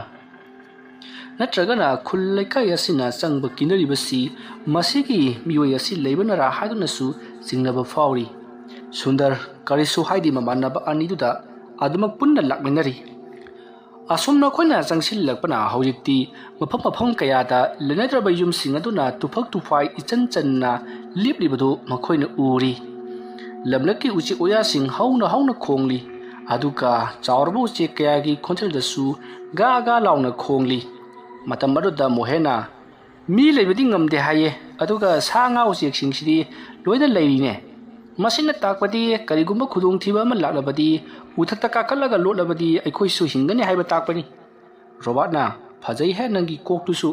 aikhoi si uche oyagi bhapta pubagi wani ne asumna hainaduna asum lakpada Sundarna aikhoi ahun pham mase laklisi maram sulai lebanti ne sumna kem tarusi numuni ni ngauthuk saidan lakpagi wani ne ngauthok lakpa ibu nanganda puriba mayom si thangna honabada aikhoi di gym chatrasu yare matam maruda Mohena heraibo wara nungai yabnati masina aikhoi gi punsirol wari wehogadoribani history wehogadoribani asum na hairaga Robert makoi ani hauna nukli makoina adumna nuklingaida tunglomda lehoriba lambi adutta short lawba makholama tabadagi makoi nuklambado saplepi aduga phat hainaruba tawduna yengthorei kanasu leibadi udi adubu napi singnang kharati mongsonglomda lengli matam madutta Mohena kanano hai sara ngara sa wardi ngasigi mathelama oinaba chathokene Sundarna as yare chasilo umong chatpai sidi asugumba srok sak sidi khara marang kairakani ꯅꯪꯅ ꯍꯧꯖꯤꯛꯇ ꯋꯥꯈꯜ ꯇꯥꯔꯛꯂꯤꯕ꯭ꯔꯣ ꯑꯁꯣꯝꯅ ꯍꯥꯏꯔꯒ ꯃꯊꯪ ꯑꯁꯨꯝ ꯂꯥꯛꯂꯤ ꯃꯈꯣꯏꯅ ꯂꯥꯛꯂꯤꯕꯗꯨ ꯃꯈꯣꯏꯅ ꯉꯁꯥꯏ ꯃꯈꯩ ꯂꯥꯛꯄ ꯂꯝꯕꯤꯗꯒꯤ ꯈꯔ ꯇꯣꯉꯥꯜꯂꯤ ꯌꯥꯝꯅ ꯆꯥꯎꯕ ꯂꯝꯕꯤ ꯑꯃ ꯊꯦꯡꯅꯔꯤ ꯃꯗꯣ ꯉꯁꯥꯏꯗꯒꯤ ꯃꯈꯣꯏꯅ ꯆꯠꯂꯨꯔꯤꯕ ꯂꯝꯕꯤ ꯑꯗꯨꯗꯤ ꯂꯩꯔꯛ ꯃꯆꯥ ꯑꯃꯅꯤ ꯃꯈꯣꯏꯅ ꯂꯩꯔꯛ ꯑꯗꯨꯗꯒꯤ ꯍꯦꯛ ꯐꯥꯎꯗꯣꯔꯛꯄꯒꯗꯤ ꯆꯥꯎꯔꯕ ꯂꯝꯖꯥꯎ ꯑꯃ ꯊꯦꯡꯅꯔꯤ ꯑꯗꯨꯒꯤ ꯅꯥꯀꯟꯗꯅ ꯌꯥꯝꯂꯕ ꯌꯨꯝꯁꯤꯡ ꯄꯔꯦꯡ ꯇꯥꯔꯤ ꯑꯗꯨꯕꯨ ꯌꯨꯝꯁꯤꯡꯗꯣ ꯃꯤ ꯀꯅꯥꯁꯨ ꯂꯩꯅꯗ꯭ꯔꯤ ꯃꯅꯥꯛꯇ ꯍꯥꯏꯕꯗꯤ ꯌꯨꯝ ꯑꯗꯨꯒꯤ ꯌꯦꯅꯈꯥ ꯌꯦꯡꯒꯨꯟꯗ ꯁꯣꯡꯂꯕ ꯅꯥꯄꯤꯁꯤꯡ ꯑꯃꯗꯤ ꯎ ꯄꯥꯝꯕꯤ ꯃꯆꯥ ꯃꯌꯥꯝ ꯑꯃꯁꯨ ꯍꯧꯖꯤꯜꯂꯤ ꯌꯨꯝꯒꯤ ꯌꯨꯝꯊꯛ ꯄꯨꯝꯅꯃꯛ ꯏꯅ ꯀꯨꯞꯂꯤꯕꯗꯣ ꯃꯊꯛꯇ ꯅꯥꯄꯤ ꯍꯧꯖꯟꯕꯗ ꯅꯠꯇꯅ ꯎꯅꯥ ꯋꯥꯅ ꯀꯌꯥ ꯑꯃꯁꯨ ꯇꯥꯁꯤꯜꯂꯤ ꯁꯣꯡꯕꯅ ꯑꯃꯨꯛ ꯇꯣꯏꯕ ꯑꯉꯛꯄꯒꯤ ꯃꯁꯛꯅꯤ ꯄꯨꯟꯁꯤꯗ ꯑꯃꯨꯛꯇ ꯐꯥꯎꯕ ꯎꯈꯤꯗ꯭ꯔꯤꯕ ꯃꯪꯗ ꯐꯥꯎꯕ ꯎꯈꯤꯗ꯭ꯔꯤꯕ ꯁꯛꯇꯝꯁꯤꯡ ꯑꯗꯨ ꯎꯔꯨꯕꯗ ꯃꯣꯍꯦꯅ ꯇꯣ ꯁꯨꯒꯨꯝꯕ ꯐꯖꯕ ꯁꯛꯇꯝꯁꯤꯡ ꯑꯁꯤ ꯑꯩꯈꯣꯏꯅ ꯃꯪꯗ ꯐꯥꯎꯕ ꯎꯈꯤꯗ꯭ꯔꯤ ꯅꯈꯣꯏꯕꯨ ꯆꯍꯤ ꯀꯌꯥ ꯃꯤ ꯂꯩꯅꯈꯤꯗ꯭ꯔꯕ ꯈꯨꯡꯒꯪ ꯑꯃ ꯍꯥꯏꯕꯒꯥꯁꯤ ꯅꯈꯣꯏꯕꯨ ꯎꯈ꯭ꯔꯕ꯭ꯔꯣ ꯑꯗꯣꯝꯅ ꯍꯥꯏꯔꯛꯄꯗ ꯔꯣꯕꯥꯔꯠꯅ ꯀꯗꯥꯏꯗꯒꯤ ꯎꯕꯅꯣ ꯋꯥꯈꯜꯗ ꯐꯥꯎꯕ ꯃꯪꯂꯨꯗꯤ ꯑꯁꯣꯝꯅ ꯍꯥꯏꯔꯒ ꯃꯥꯗꯤ ꯚꯤꯗꯤꯑꯣ ꯅꯝꯗꯨꯅ ꯂꯩꯔꯝꯂꯤ ꯃꯣꯍꯦꯟ ꯑꯃꯗꯤ ꯁꯨꯟꯗꯔ ꯃꯈꯣꯏ ꯑꯅꯤꯅ ꯆꯠꯂꯤꯕꯗꯨꯁꯨ ꯚꯤꯗꯤꯑꯣ ꯅꯝꯁꯤꯜꯂꯤꯕꯅꯤ ꯑꯁꯨꯝ ꯃꯈꯣꯏꯅ ꯂꯥꯛꯄꯅ ꯍꯧꯖꯤꯛꯇꯤ ꯅꯨꯡꯊꯤꯜꯒꯤ ꯃꯇꯝ ꯑꯣꯏꯁꯜꯂꯛꯂꯕꯗ ꯌꯨꯝ ꯑꯃꯗ ꯆꯪꯗꯨꯅ ꯆꯥꯕ ꯊꯛꯄ ꯈꯔ ꯇꯧꯁꯤ ꯍꯥꯏꯔꯤ ꯑꯗꯨꯕꯨ ꯁꯨꯟꯗꯔꯅ ꯌꯨꯝꯗ ꯑꯃꯨꯛ ꯆꯪꯂꯨꯗ꯭ꯔꯕꯁꯨ ꯂꯝꯕꯤꯒꯤ ꯃꯄꯥꯟꯗ ꯂꯩꯔꯤꯕ ꯆꯥꯎꯔꯕ ꯎꯁꯤꯡ ꯑꯁꯤꯒꯤ ꯃꯈꯣꯡꯗ ꯑꯣꯏꯅ ꯐꯝꯂꯒ ꯆꯥꯕ ꯊꯛꯄ ꯇꯧꯔꯁꯤ ꯍꯥꯏꯔꯤ ꯋꯥꯐꯝ ꯑꯗꯨꯗ ꯌꯥꯅꯔꯗꯨꯅ ꯃꯈꯣꯏ ꯎꯒꯤ ꯎꯈꯥ ꯑꯃꯗ ꯃꯈꯣꯏꯅ ꯄꯨꯔꯛꯄ ꯐꯛ ꯑꯗꯨ ꯊꯥꯔꯤ ꯑꯗꯨꯒ ꯃꯈꯣꯏꯅ ꯆꯥꯅꯕ ꯄꯣꯠ ꯆꯩ ꯈꯔ ꯁꯦꯝ ꯁꯥꯔꯤ ꯃꯈꯣꯏꯅ ꯑꯗꯨꯝꯅ ꯁꯦꯝ ꯁꯥꯔꯤꯕꯁꯤ ꯊꯣꯡꯕ ꯊꯥꯛꯄꯒꯤꯗꯤ ꯅꯠꯇꯦ ꯃꯈꯣꯏꯅ ꯄꯨꯔꯛꯄ ꯕꯤꯁꯀꯨꯠ ꯑꯃꯗꯤ ꯑꯇꯩ ꯑꯆꯥꯄꯣꯠ ꯈꯔ ꯃꯈꯣꯏꯅ ꯁꯦꯝ ꯁꯥꯗꯨꯅ ꯆꯥꯔꯤꯕꯒꯤ ꯋꯥꯅꯤ ꯑꯁꯨꯝꯅ ꯃꯈꯣꯏ ꯍꯣꯔꯂꯦꯛꯁ ꯑꯃꯗꯤ ꯑꯇꯩ ꯑꯆꯥꯄꯣꯠꯁꯤꯡ ꯆꯥꯔꯕ ꯃꯇꯨꯡꯗ ꯃꯈꯣꯏꯅ ꯃꯐꯝ ꯑꯗꯨꯗ ꯉꯥꯏꯍꯥꯛ ꯄꯣꯊꯥꯔꯤ ꯁꯨꯟꯗꯔꯗꯤ ꯑꯀꯣꯏꯕꯗꯨꯗ ꯀꯣꯏꯅ ꯌꯦꯡꯂꯤ ꯃꯍꯥꯛꯀꯤ ꯋꯥꯈꯜꯗ ꯃꯍꯥꯛꯀꯤ ꯑꯀꯣꯏꯕꯗ ꯃꯤ ꯈꯔ ꯑꯗꯨꯃꯛ ꯆꯠꯇꯨꯅ ꯂꯩꯕꯒꯤ ꯃꯑꯣꯡ ꯇꯧꯏ ꯃꯃꯥꯟꯅꯕ ꯑꯅꯤꯗꯨꯅ ꯆꯥꯔꯤꯕꯗꯨ ꯑꯁꯨꯝ ꯌꯦꯡꯂꯝꯂꯒ ꯂꯩꯊꯣꯔꯛꯄꯗ ꯍꯧꯖꯤꯛ ꯃꯍꯥꯛꯅ ꯎꯔꯤꯕ ꯂꯝꯖꯥꯎ ꯂꯝꯕꯤ ꯑꯗꯨꯗ ꯀꯅꯥꯒꯨꯝꯕ ꯑꯃ ꯒꯝ ꯆꯠꯂꯤ ꯃꯤꯑꯣꯏ ꯈꯔꯁꯨ ꯂꯥꯛꯇꯨꯅ ꯊꯩꯅꯔꯤ ꯃꯁꯤꯒꯤ ꯃꯇꯨꯡꯗ ꯊꯣꯡꯒꯥꯜ ꯑꯃꯗꯒꯤ ꯃꯤꯑꯣꯏ ꯑꯃꯃꯨꯛ ꯊꯣꯛꯂꯛꯇꯨꯅ ꯋꯥꯔꯤ ꯋꯥꯇꯥꯏ ꯈꯔ ꯁꯥꯟꯅꯔꯒ ꯑꯃꯨꯛ ꯆꯠꯈ꯭ꯔꯤ ꯇꯧꯔꯤꯕꯁꯤ ꯃꯃꯥꯡꯊꯛꯇ ꯈꯨꯜ ꯑꯁꯤꯗ ꯇꯧꯈꯤꯕ ꯊꯕꯛꯁꯤꯡ ꯑꯗꯣ ꯃꯍꯥꯛꯀꯤ ꯃꯃꯤꯠꯇ ꯎꯔꯛꯄꯒꯨꯝꯕꯅꯤ ꯁꯨꯟꯗꯔ ꯃꯃꯤꯠ ꯃꯅꯥ ꯁꯥꯡꯗꯣꯛꯇꯨꯅ ꯀꯔꯤꯅꯣ ꯑꯩꯅ ꯎꯔꯤꯕꯁꯤꯕꯨ ꯍꯧꯖꯤꯛꯇ ꯏꯍꯥꯡ ꯍꯥꯡꯂꯝꯕꯗꯨ ꯃꯤꯅ ꯀ꯭ꯔꯤꯛ ꯏꯟꯅꯈꯠꯂꯛꯂꯦ ꯍꯥꯏꯗꯨꯅ ꯈꯜꯂꯤ ꯔꯣꯕꯥꯔꯠꯅ ꯁꯨꯟꯗꯔꯒꯤ ꯁꯌꯦꯡꯗ ꯄꯣꯞ ꯂꯥꯎꯅ ꯊꯥꯔꯒ ꯀꯩꯗꯧꯔꯒꯦ ꯅꯪꯕꯣ ꯍꯥꯏꯗꯨꯅ ꯍꯪꯂꯛꯄꯗ ꯁꯨꯟꯗꯔ ꯃꯪꯂꯥꯟ ꯑꯃꯗ ꯇꯧꯔꯝꯕꯗꯒꯤ ꯃꯤꯀꯞ ꯊꯣꯛꯂꯛꯄꯒꯨꯝ ꯑꯍꯥ ꯀꯩꯗꯧꯔꯒꯦ ꯍꯥꯏꯗꯨꯅ ꯍꯪꯉꯤ ꯃꯇꯝ ꯑꯗꯨꯗ ꯃꯣꯍꯦꯟꯅ ꯀꯩꯗꯧꯔꯒꯦ ꯅꯪꯕꯣ ꯀꯩꯗꯧꯔꯒꯦꯕ ꯀꯔꯤ ꯎꯏꯅꯣ ꯃꯤꯠꯇ ꯑꯁꯨꯝꯅ ꯍꯥꯏꯔꯛꯄꯗ ꯁꯨꯟꯗꯔꯅ ꯃꯍꯥꯛꯅ ꯍꯧꯖꯤꯛ ꯎꯔꯤꯕꯗꯣ ꯋꯥꯔꯤ ꯂꯤꯗꯨꯅ ꯈꯪꯍꯜꯂꯤ ꯃꯇꯝ ꯑꯗꯨꯗ ꯔꯣꯕꯥꯔꯠꯅ ꯐꯖꯩꯍꯦ ꯅꯪꯗꯤ ꯈꯨꯡꯒꯪ ꯑꯁꯤꯗ ꯃꯤ ꯀꯃꯥꯏꯅ ꯂꯩꯔꯝꯕ ꯀꯝꯗꯧꯔꯝꯕ ꯀꯔꯤ ꯆꯤꯟꯖꯥꯛ ꯆꯥꯔꯝꯕ ꯀꯔꯝꯕ ꯃꯈꯜꯒꯤ ꯆꯠꯅꯕꯤ ꯇꯧꯔꯝꯕꯒꯥꯏꯁꯤ ꯂꯣꯏꯅ ꯈꯪꯕꯒꯤ ꯃꯑꯣꯡꯅꯤꯅꯦ ꯑꯁꯨꯝꯅ ꯍꯥꯏꯔꯒ ꯃꯈꯣꯏ ꯑꯅꯤꯗꯤ ꯅꯣꯛꯂꯤ ꯃꯁꯤꯒꯤ ꯃꯇꯨꯡ ꯃꯈꯣꯏ ꯆꯥꯕ ꯊꯛꯄ ꯂꯣꯏꯔꯛꯄꯅꯤꯅ ꯑꯃꯨꯛ ꯃꯈꯥ ꯇꯥꯅ ꯆꯠꯂꯁꯤ ꯈꯔ ꯆꯪꯁꯤꯜꯂꯒ ꯌꯨꯝ ꯑꯃꯗ ꯉꯁꯤꯒꯤ ꯑꯁꯤꯁꯤꯃ ꯑꯍꯤꯡ ꯂꯦꯛꯂꯁꯤ ꯃꯗꯨꯒꯤ ꯃꯇꯨꯡ ꯍꯌꯦꯡꯁꯤꯃꯒ ꯃꯐꯝ ꯃꯁ꯭ꯋꯥꯏꯗ ꯈꯔ ꯆꯠꯇꯨꯅ ꯐꯖꯕ ꯃꯐꯝ ꯂꯩꯕ꯭ꯔꯥ ꯌꯦꯡꯁꯤ ꯑꯗꯨꯗꯨꯒ ꯑꯩꯈꯣꯏ ꯌꯨꯝꯗ ꯍꯟꯅꯅꯕ ꯇꯧꯁꯤ ꯍꯥꯏꯅꯔꯤ ꯃꯇꯝ ꯑꯗꯨꯗ ꯁꯨꯟꯗꯔꯒꯤ ꯊꯃꯣꯏꯗ ꯈꯟꯖꯩ ꯁꯣꯡꯂꯕ ꯎꯃꯪ ꯑꯁꯤꯗ ꯑꯩꯈꯣꯏꯅ ꯂꯥꯛꯂꯤꯕꯁꯦ ꯀꯔꯤꯁꯨ ꯀꯥꯟꯅꯕ ꯅꯠꯇꯦ ꯃꯐꯝ ꯑꯁꯤꯗ ꯁꯤꯕ ꯅꯥꯕ ꯆꯪꯕ ꯈꯪꯗꯕ ꯃꯈꯩ ꯆꯠꯂꯒ ꯀꯥꯟꯅꯕ ꯐꯪꯂꯤꯕꯁꯤꯅ ꯀꯔꯤꯅꯣ ꯍꯥꯏꯗꯨꯅ ꯃꯊꯃꯣꯏꯗ ꯋꯥꯍꯪ ꯖꯥꯠ ꯀꯌꯥ ꯑꯃ ꯍꯪꯖꯔꯛꯂꯤ ꯃꯁꯤꯒꯤ ꯃꯇꯨꯡ ꯃꯈꯣꯏ ꯃꯃꯥꯟꯅꯕ ꯑꯍꯨꯝ ꯑꯗꯣ ꯑꯃꯨꯛ ꯂꯥꯛꯃꯤꯟꯅꯔꯤ ꯑꯁꯨꯝ ꯂꯥꯛꯄꯅ ꯍꯧꯖꯤꯛꯇꯤ ꯅꯨꯡꯊꯤꯜꯒꯤ ꯃꯇꯝ ꯂꯣꯏꯁꯤꯜꯂꯛꯂꯤ ꯄꯨꯡ 3 ꯇꯥꯔꯛꯄ ꯑꯗꯨꯋꯥꯏꯗ ꯃꯈꯣꯏꯅ ꯌꯨꯝ ꯑꯃ ꯈꯔ ꯅꯥꯟꯅ ꯂꯩꯔꯤꯕꯗꯨ ꯎꯔꯤ ꯃꯁꯤꯗꯒꯤꯗꯤ ꯃꯈꯣꯏ ꯌꯨꯝ ꯑꯗꯣꯝꯗ ꯑꯃꯨꯛ ꯄꯔꯞ ꯆꯪꯁꯤꯜꯂꯛꯂꯤ ꯌꯥꯝꯅ ꯉꯛꯂꯤꯕꯗꯤ ꯌꯨꯝ ꯑꯗꯨꯒꯤ ꯃꯄꯥꯟꯗ ꯂꯩꯔꯤꯕ ꯄꯂꯥꯡꯈꯣꯛ ꯑꯗꯨꯗ ꯐꯤ ꯑꯃ ꯐꯧꯗꯨꯅ ꯂꯩꯔꯝꯂꯤ ꯐꯤ ꯑꯗꯣ ꯉꯁꯥꯏ ꯑꯌꯨꯛ ꯏꯔꯨꯖꯔꯨꯔꯒ ꯀꯪꯅꯅꯕꯒꯤꯗꯃꯛꯇ ꯐꯧꯔꯝꯕꯒꯨꯝꯕꯅꯤ ꯃꯇꯝ ꯑꯗꯨꯗ ꯔꯣꯕꯥꯔꯠꯅ ꯁꯤꯒꯤ ꯌꯨꯝꯁꯤꯗꯤ ꯃꯤ ꯂꯩ ꯃꯥꯜꯂꯦꯅꯦ ꯐꯤꯒ ꯐꯧꯔꯤꯁꯤꯗꯤ ꯃꯇꯝ ꯑꯗꯨꯗ ꯁꯨꯟꯗꯔꯅ ꯉꯍꯥꯋꯥꯏ ꯃꯈꯣꯏꯅ ꯐꯧꯔꯝꯕ ꯑꯣꯏꯔꯝꯒꯅꯤꯗ ꯃꯐꯝ ꯑꯗꯨ ꯇꯥꯕꯗ ꯃꯣꯍꯦꯟꯅ ꯆꯪꯁꯤꯟꯗꯨꯅ ꯐꯤ ꯑꯗꯣ ꯄꯥꯏꯔꯒ ꯌꯦꯡꯉꯤ ꯑꯗꯨꯕꯨ ꯉꯁꯥꯏ ꯑꯌꯨꯛ ꯁꯨꯗꯣꯛꯂꯒ ꯐꯧꯈꯤꯕ ꯐꯤ ꯑꯣꯏꯕꯅꯤꯅ ꯀꯔꯤꯁꯨ ꯃꯈꯨꯠꯇ ꯆꯨꯗꯦ ꯑꯗꯨꯒ ꯐꯤ ꯑꯗꯣ ꯌꯥꯝꯅ ꯅꯥꯟꯅ ꯂꯪꯅꯁꯨ ꯎꯔꯤ ꯃꯇꯝ ꯑꯗꯨꯗ ꯃꯣꯍꯦꯟꯅ ꯉꯁꯥꯏ ꯑꯌꯨꯛ ꯏꯇꯨꯝ ꯐꯤ ꯑꯣꯏꯅꯕ ꯃꯥꯜꯂꯤꯗ ꯑꯁꯨꯝꯅ ꯍꯥꯏꯔꯒ ꯐꯤ ꯑꯗꯣ ꯃꯍꯥꯛꯅ ꯑꯃꯨꯛ ꯌꯥꯟꯈꯠꯂꯝꯂꯒ ꯏꯃꯨꯡꯂꯣꯝꯗ ꯆꯪꯉꯛꯏ ꯏꯃꯨꯡꯗꯣ ꯃꯤ ꯂꯩꯅꯔꯝꯒꯅꯤ ꯈꯟꯗꯨꯅ ꯑꯁꯨꯝ ꯆꯪꯁꯤꯜꯂꯛꯄꯗ ꯌꯨꯝ ꯑꯗꯨꯒꯤ ꯀꯥꯆꯤꯜ ꯑꯃꯗ ꯂꯥ ꯃꯆꯦꯠ ꯈꯔ ꯇꯥꯔꯤ ꯑꯗꯨꯒ ꯏꯍꯤꯡ ꯅꯥꯍꯤꯡ ꯀꯌꯥ ꯑꯃꯁꯨ ꯇꯥꯔꯤ ꯃꯗꯨ ꯎꯕꯗ ꯃꯈꯣꯏ ꯑꯍꯨꯝꯗꯤ ꯀꯤꯕꯅ ꯂꯣꯏꯔꯤ ꯀꯔꯤꯅꯣ ꯌꯨꯝ ꯑꯁꯤꯒꯤ ꯃꯅꯨꯡꯗ ꯇꯧꯔꯝꯂꯤꯕꯁꯤꯗꯤ ꯍꯥꯏꯗꯨꯅ ꯃꯇꯝ ꯑꯗꯨꯗ ꯁꯨꯟꯗꯔꯅ ꯑꯩꯗꯤ ꯌꯥꯝ ꯍꯩꯅꯔꯛꯇ꯭ꯔꯦ ꯑꯩꯈꯣꯏ ꯊꯣꯛꯑꯁꯤꯕ ꯑꯗꯣꯝꯅ ꯍꯥꯏꯔꯛꯄꯗ ꯔꯣꯕꯥꯔꯠꯅ ꯁꯨꯟꯗꯔ ꯅꯪꯅ ꯍꯥꯏꯁꯨ ꯍꯥꯏꯕꯅꯤ ꯑꯩꯈꯣꯏ ꯃꯐꯝ ꯑꯁꯤꯗꯅꯦ ꯀꯨꯏꯅ ꯂꯩꯊꯕ ꯌꯥꯔꯔꯣꯏ ꯉꯁꯤꯒꯤ ꯑꯍꯤꯡꯁꯤꯃꯗꯤ ꯑꯩꯈꯣꯏ ꯋꯥꯔꯁꯨ ꯋꯥꯅ ꯃꯐꯝ ꯑꯁꯤꯗ ꯑꯍꯤꯡ ꯂꯦꯛꯂꯁꯤ ꯑꯗꯨꯒꯅꯦ ꯅꯣꯡ ꯍꯦꯛ ꯉꯥꯟꯕꯒ ꯑꯩꯈꯣꯏ ꯊꯣꯛꯈꯤꯅꯕ ꯇꯧꯁꯤ ꯍꯧꯖꯤꯛ ꯑꯃꯨꯛ ꯑꯩꯈꯣꯏꯅ ꯊꯣꯛꯂꯨꯕ ꯑꯁꯤ ꯂꯝꯈꯥꯡꯗ ꯑꯗꯨꯝ ꯅꯨꯃꯤꯠ ꯇꯥꯈ꯭ꯔꯅꯤ ꯑꯩꯈꯣꯏꯅ ꯆꯪꯁꯤꯜꯂꯛꯂꯤꯁꯦ ꯐꯅꯌꯥꯝ ꯁꯥꯡꯉꯦꯕ ꯑꯗꯣꯝꯅ ꯍꯥꯏꯔꯛꯄꯗꯨꯗ ꯁꯨꯟꯗꯔ ꯎꯄꯥꯏ ꯂꯩꯇꯕꯅꯤꯅ ꯍꯣꯏ ꯍꯥꯏꯗꯨꯅ ꯌꯥꯔꯤ ꯃꯁꯤꯗꯒꯤꯗꯤ ꯃꯈꯣꯏ ꯏꯃꯨꯡ ꯑꯗꯨꯗ ꯀꯅꯥ ꯀꯅꯥ ꯂꯩꯕꯒꯦ ꯍꯥꯏꯗꯨꯅ ꯀꯟꯅ ꯀꯟꯅ ꯂꯥꯎꯔꯤ ꯌꯨꯝ ꯑꯗꯨꯒꯤ ꯌꯦꯅꯈꯥ ꯌꯦꯡꯒꯣꯟ ꯀꯣꯏꯆꯠ ꯆꯠꯂꯤ ꯌꯨꯝ ꯑꯗꯨꯒꯤ ꯃꯅꯨꯡꯗꯗꯤ ꯃꯤ ꯂꯩꯅꯕ ꯌꯨꯝ ꯃꯥꯜꯂꯤ ꯑꯗꯨꯒꯗꯤ ꯃꯄꯥꯟ ꯊꯣꯛꯂꯀꯥꯟꯗꯅ ꯁꯣꯡꯕꯅ ꯑꯃꯨꯛ ꯇꯣꯏꯕ ꯖꯪꯒꯜꯅꯤ ꯃꯁꯤꯗꯒꯤꯗꯤ ꯃꯈꯣꯏ ꯃꯃꯥꯟꯅꯕ ꯑꯍꯨꯝ ꯑꯗꯨꯅ ꯌꯨꯝ ꯑꯗꯨꯒꯤ ꯑꯀꯣꯏꯕꯗ ꯀꯔꯤ ꯀꯔꯤ ꯂꯩꯒꯦ ꯍꯥꯏꯗꯨꯅ ꯀꯣꯏꯊꯤ ꯊꯤꯔꯛꯏ ꯇꯨꯝꯃꯅꯕ ꯐꯃꯨꯡ ꯑꯃ ꯂꯩꯔꯝꯃꯤ ꯃꯗꯨꯗ ꯐꯃꯨꯡ ꯑꯗꯨꯗ ꯅꯨꯡꯇꯤꯒꯤ ꯀꯅꯥꯒꯨꯝꯕ ꯑꯃ ꯇꯨꯝꯕꯒꯤ ꯂꯩꯔꯝꯕꯒꯤ ꯃꯑꯣꯡꯗ ꯂꯩꯔꯤ ꯃꯗꯨ ꯎꯕꯗ ꯃꯣꯍꯦꯟꯅ ꯐꯃꯨꯡ ꯑꯁꯤꯁꯨ ꯃꯤꯅ ꯑꯍꯤꯡ ꯂꯦꯛꯅꯕꯒꯤ ꯃꯑꯣꯡꯒ ꯇꯧꯏꯅꯤ ꯃꯤ ꯂꯩꯕꯖꯥꯠꯅꯤ ꯍꯣꯔꯦꯟ ꯅꯨꯃꯤꯠ ꯇꯥꯔꯀꯥꯟꯗ ꯂꯥꯛꯄꯁꯨ ꯈꯪꯗꯦ ꯉꯥꯏꯍꯥꯛ ꯉꯥꯏꯔꯕ ꯍꯥꯏꯗꯨꯅꯤ ꯑꯁꯨꯝꯅ ꯍꯥꯏꯅꯔꯒ ꯃꯈꯣꯏ ꯑꯗꯨꯃꯛ ꯂꯩꯔꯤ ꯌꯨꯝ ꯑꯗꯨꯒꯤ ꯑꯀꯣꯏꯕꯗ ꯍꯧꯕ ꯎ ꯑꯃꯒꯤ ꯃꯊꯛꯇ ꯀꯥꯈꯠꯇꯨꯅ ꯔꯣꯕꯥꯔꯠꯅ ꯃꯐꯝ ꯑꯗꯨꯗꯒꯤ ꯀꯔꯤ ꯀꯔꯤ ꯎꯕꯒꯦ ꯍꯥꯏꯗꯨꯅ ꯌꯦꯡꯉꯤ ꯃꯁꯤꯗꯒꯤꯗꯤ ꯃꯍꯥꯛꯅ ꯀꯥꯈꯠꯂꯒ ꯌꯦꯡꯕ ꯃꯇꯝꯗ ꯑꯊꯥꯞꯄ ꯆꯤꯡꯒꯤ ꯊꯦꯜ ꯑꯃꯗ ꯆꯔꯆ ꯑꯃ ꯂꯩꯔꯤꯕꯗꯨ ꯎꯏ ꯑꯗꯨꯒ ꯆꯔꯆ ꯑꯗꯨꯗꯒꯤ ꯈꯔ ꯑꯃꯨꯛ ꯍꯥꯏꯊꯔꯛꯂꯒꯅ ꯌꯥꯝꯅ ꯐꯖꯕ ꯊꯦꯟ ꯑꯃꯁꯨ ꯂꯩꯔꯤ ꯃꯐꯝ ꯑꯗꯨꯗ ꯂꯩ ꯁꯥꯠꯄꯒꯤ ꯃꯑꯣꯡꯗꯁꯨ ꯇꯧꯔꯤ ꯃꯆꯨ ꯃꯆꯨꯒꯤ ꯃꯔꯤꯛ ꯃꯔꯤꯛ ꯂꯥꯡꯕ ꯑꯗꯨꯗ ꯂꯩ ꯁꯥꯠꯄ ꯁꯣꯏꯗꯅ ꯑꯣꯏꯔꯝꯒꯅꯤ ꯃꯐꯝ ꯑꯁꯦ ꯂꯩꯀꯣꯜ ꯁꯣꯏꯗꯅ ꯑꯣꯏꯔꯝꯒꯅꯤ ꯍꯥꯏꯗꯨꯅ ꯔꯣꯕꯥꯔꯠꯅ ꯂꯥꯎꯊꯔꯛꯂꯤ ꯃꯇꯝ ꯑꯗꯨꯗ ꯃꯣꯍꯦꯟꯅ ꯑꯗꯨꯗꯤ ꯍꯌꯦꯡ ꯑꯌꯨꯛ ꯆꯠꯂꯨꯁꯦ ꯍꯥꯏꯗꯨꯅ ꯈꯨꯝꯂꯤ ꯔꯣꯕꯥꯔꯠ ꯀꯨꯝꯊꯔꯛꯂꯤ ꯃꯍꯥꯛꯅ ꯀꯨꯝꯊꯔꯛꯄꯗ ꯎ ꯑꯗꯨꯒꯤ ꯃꯊꯛꯇ ꯀꯅꯥꯒꯨꯝꯕ ꯑꯃ ꯃꯍꯥꯛꯀꯤ ꯃꯈꯨꯠ ꯑꯗꯨꯗ ꯌꯥꯜꯂꯛꯄꯒꯨꯝ ꯃꯉꯣꯟꯗ ꯇꯥꯞꯂꯥꯎꯅ ꯄꯥꯏꯔꯛꯄꯗꯨꯗ ꯃꯊꯛ ꯊꯪꯕꯗ ꯂꯩꯍꯧꯔꯤꯕ ꯃꯈꯨꯠ ꯑꯗꯣꯝꯗ ꯐꯠ ꯌꯦꯡꯈꯠꯂꯛꯏ ꯑꯗꯨꯕꯨ ꯀꯅꯥꯁꯨ ꯂꯩꯔꯝꯗꯦ ꯔꯣꯕꯥꯔꯠ ꯄꯥꯈꯠꯀꯨꯝ ꯀꯔꯤꯒꯨꯝ ꯄꯔꯞ ꯀꯨꯝꯊꯔꯛꯂꯒ ꯐꯟ ꯆꯣꯡꯊꯔꯛꯏ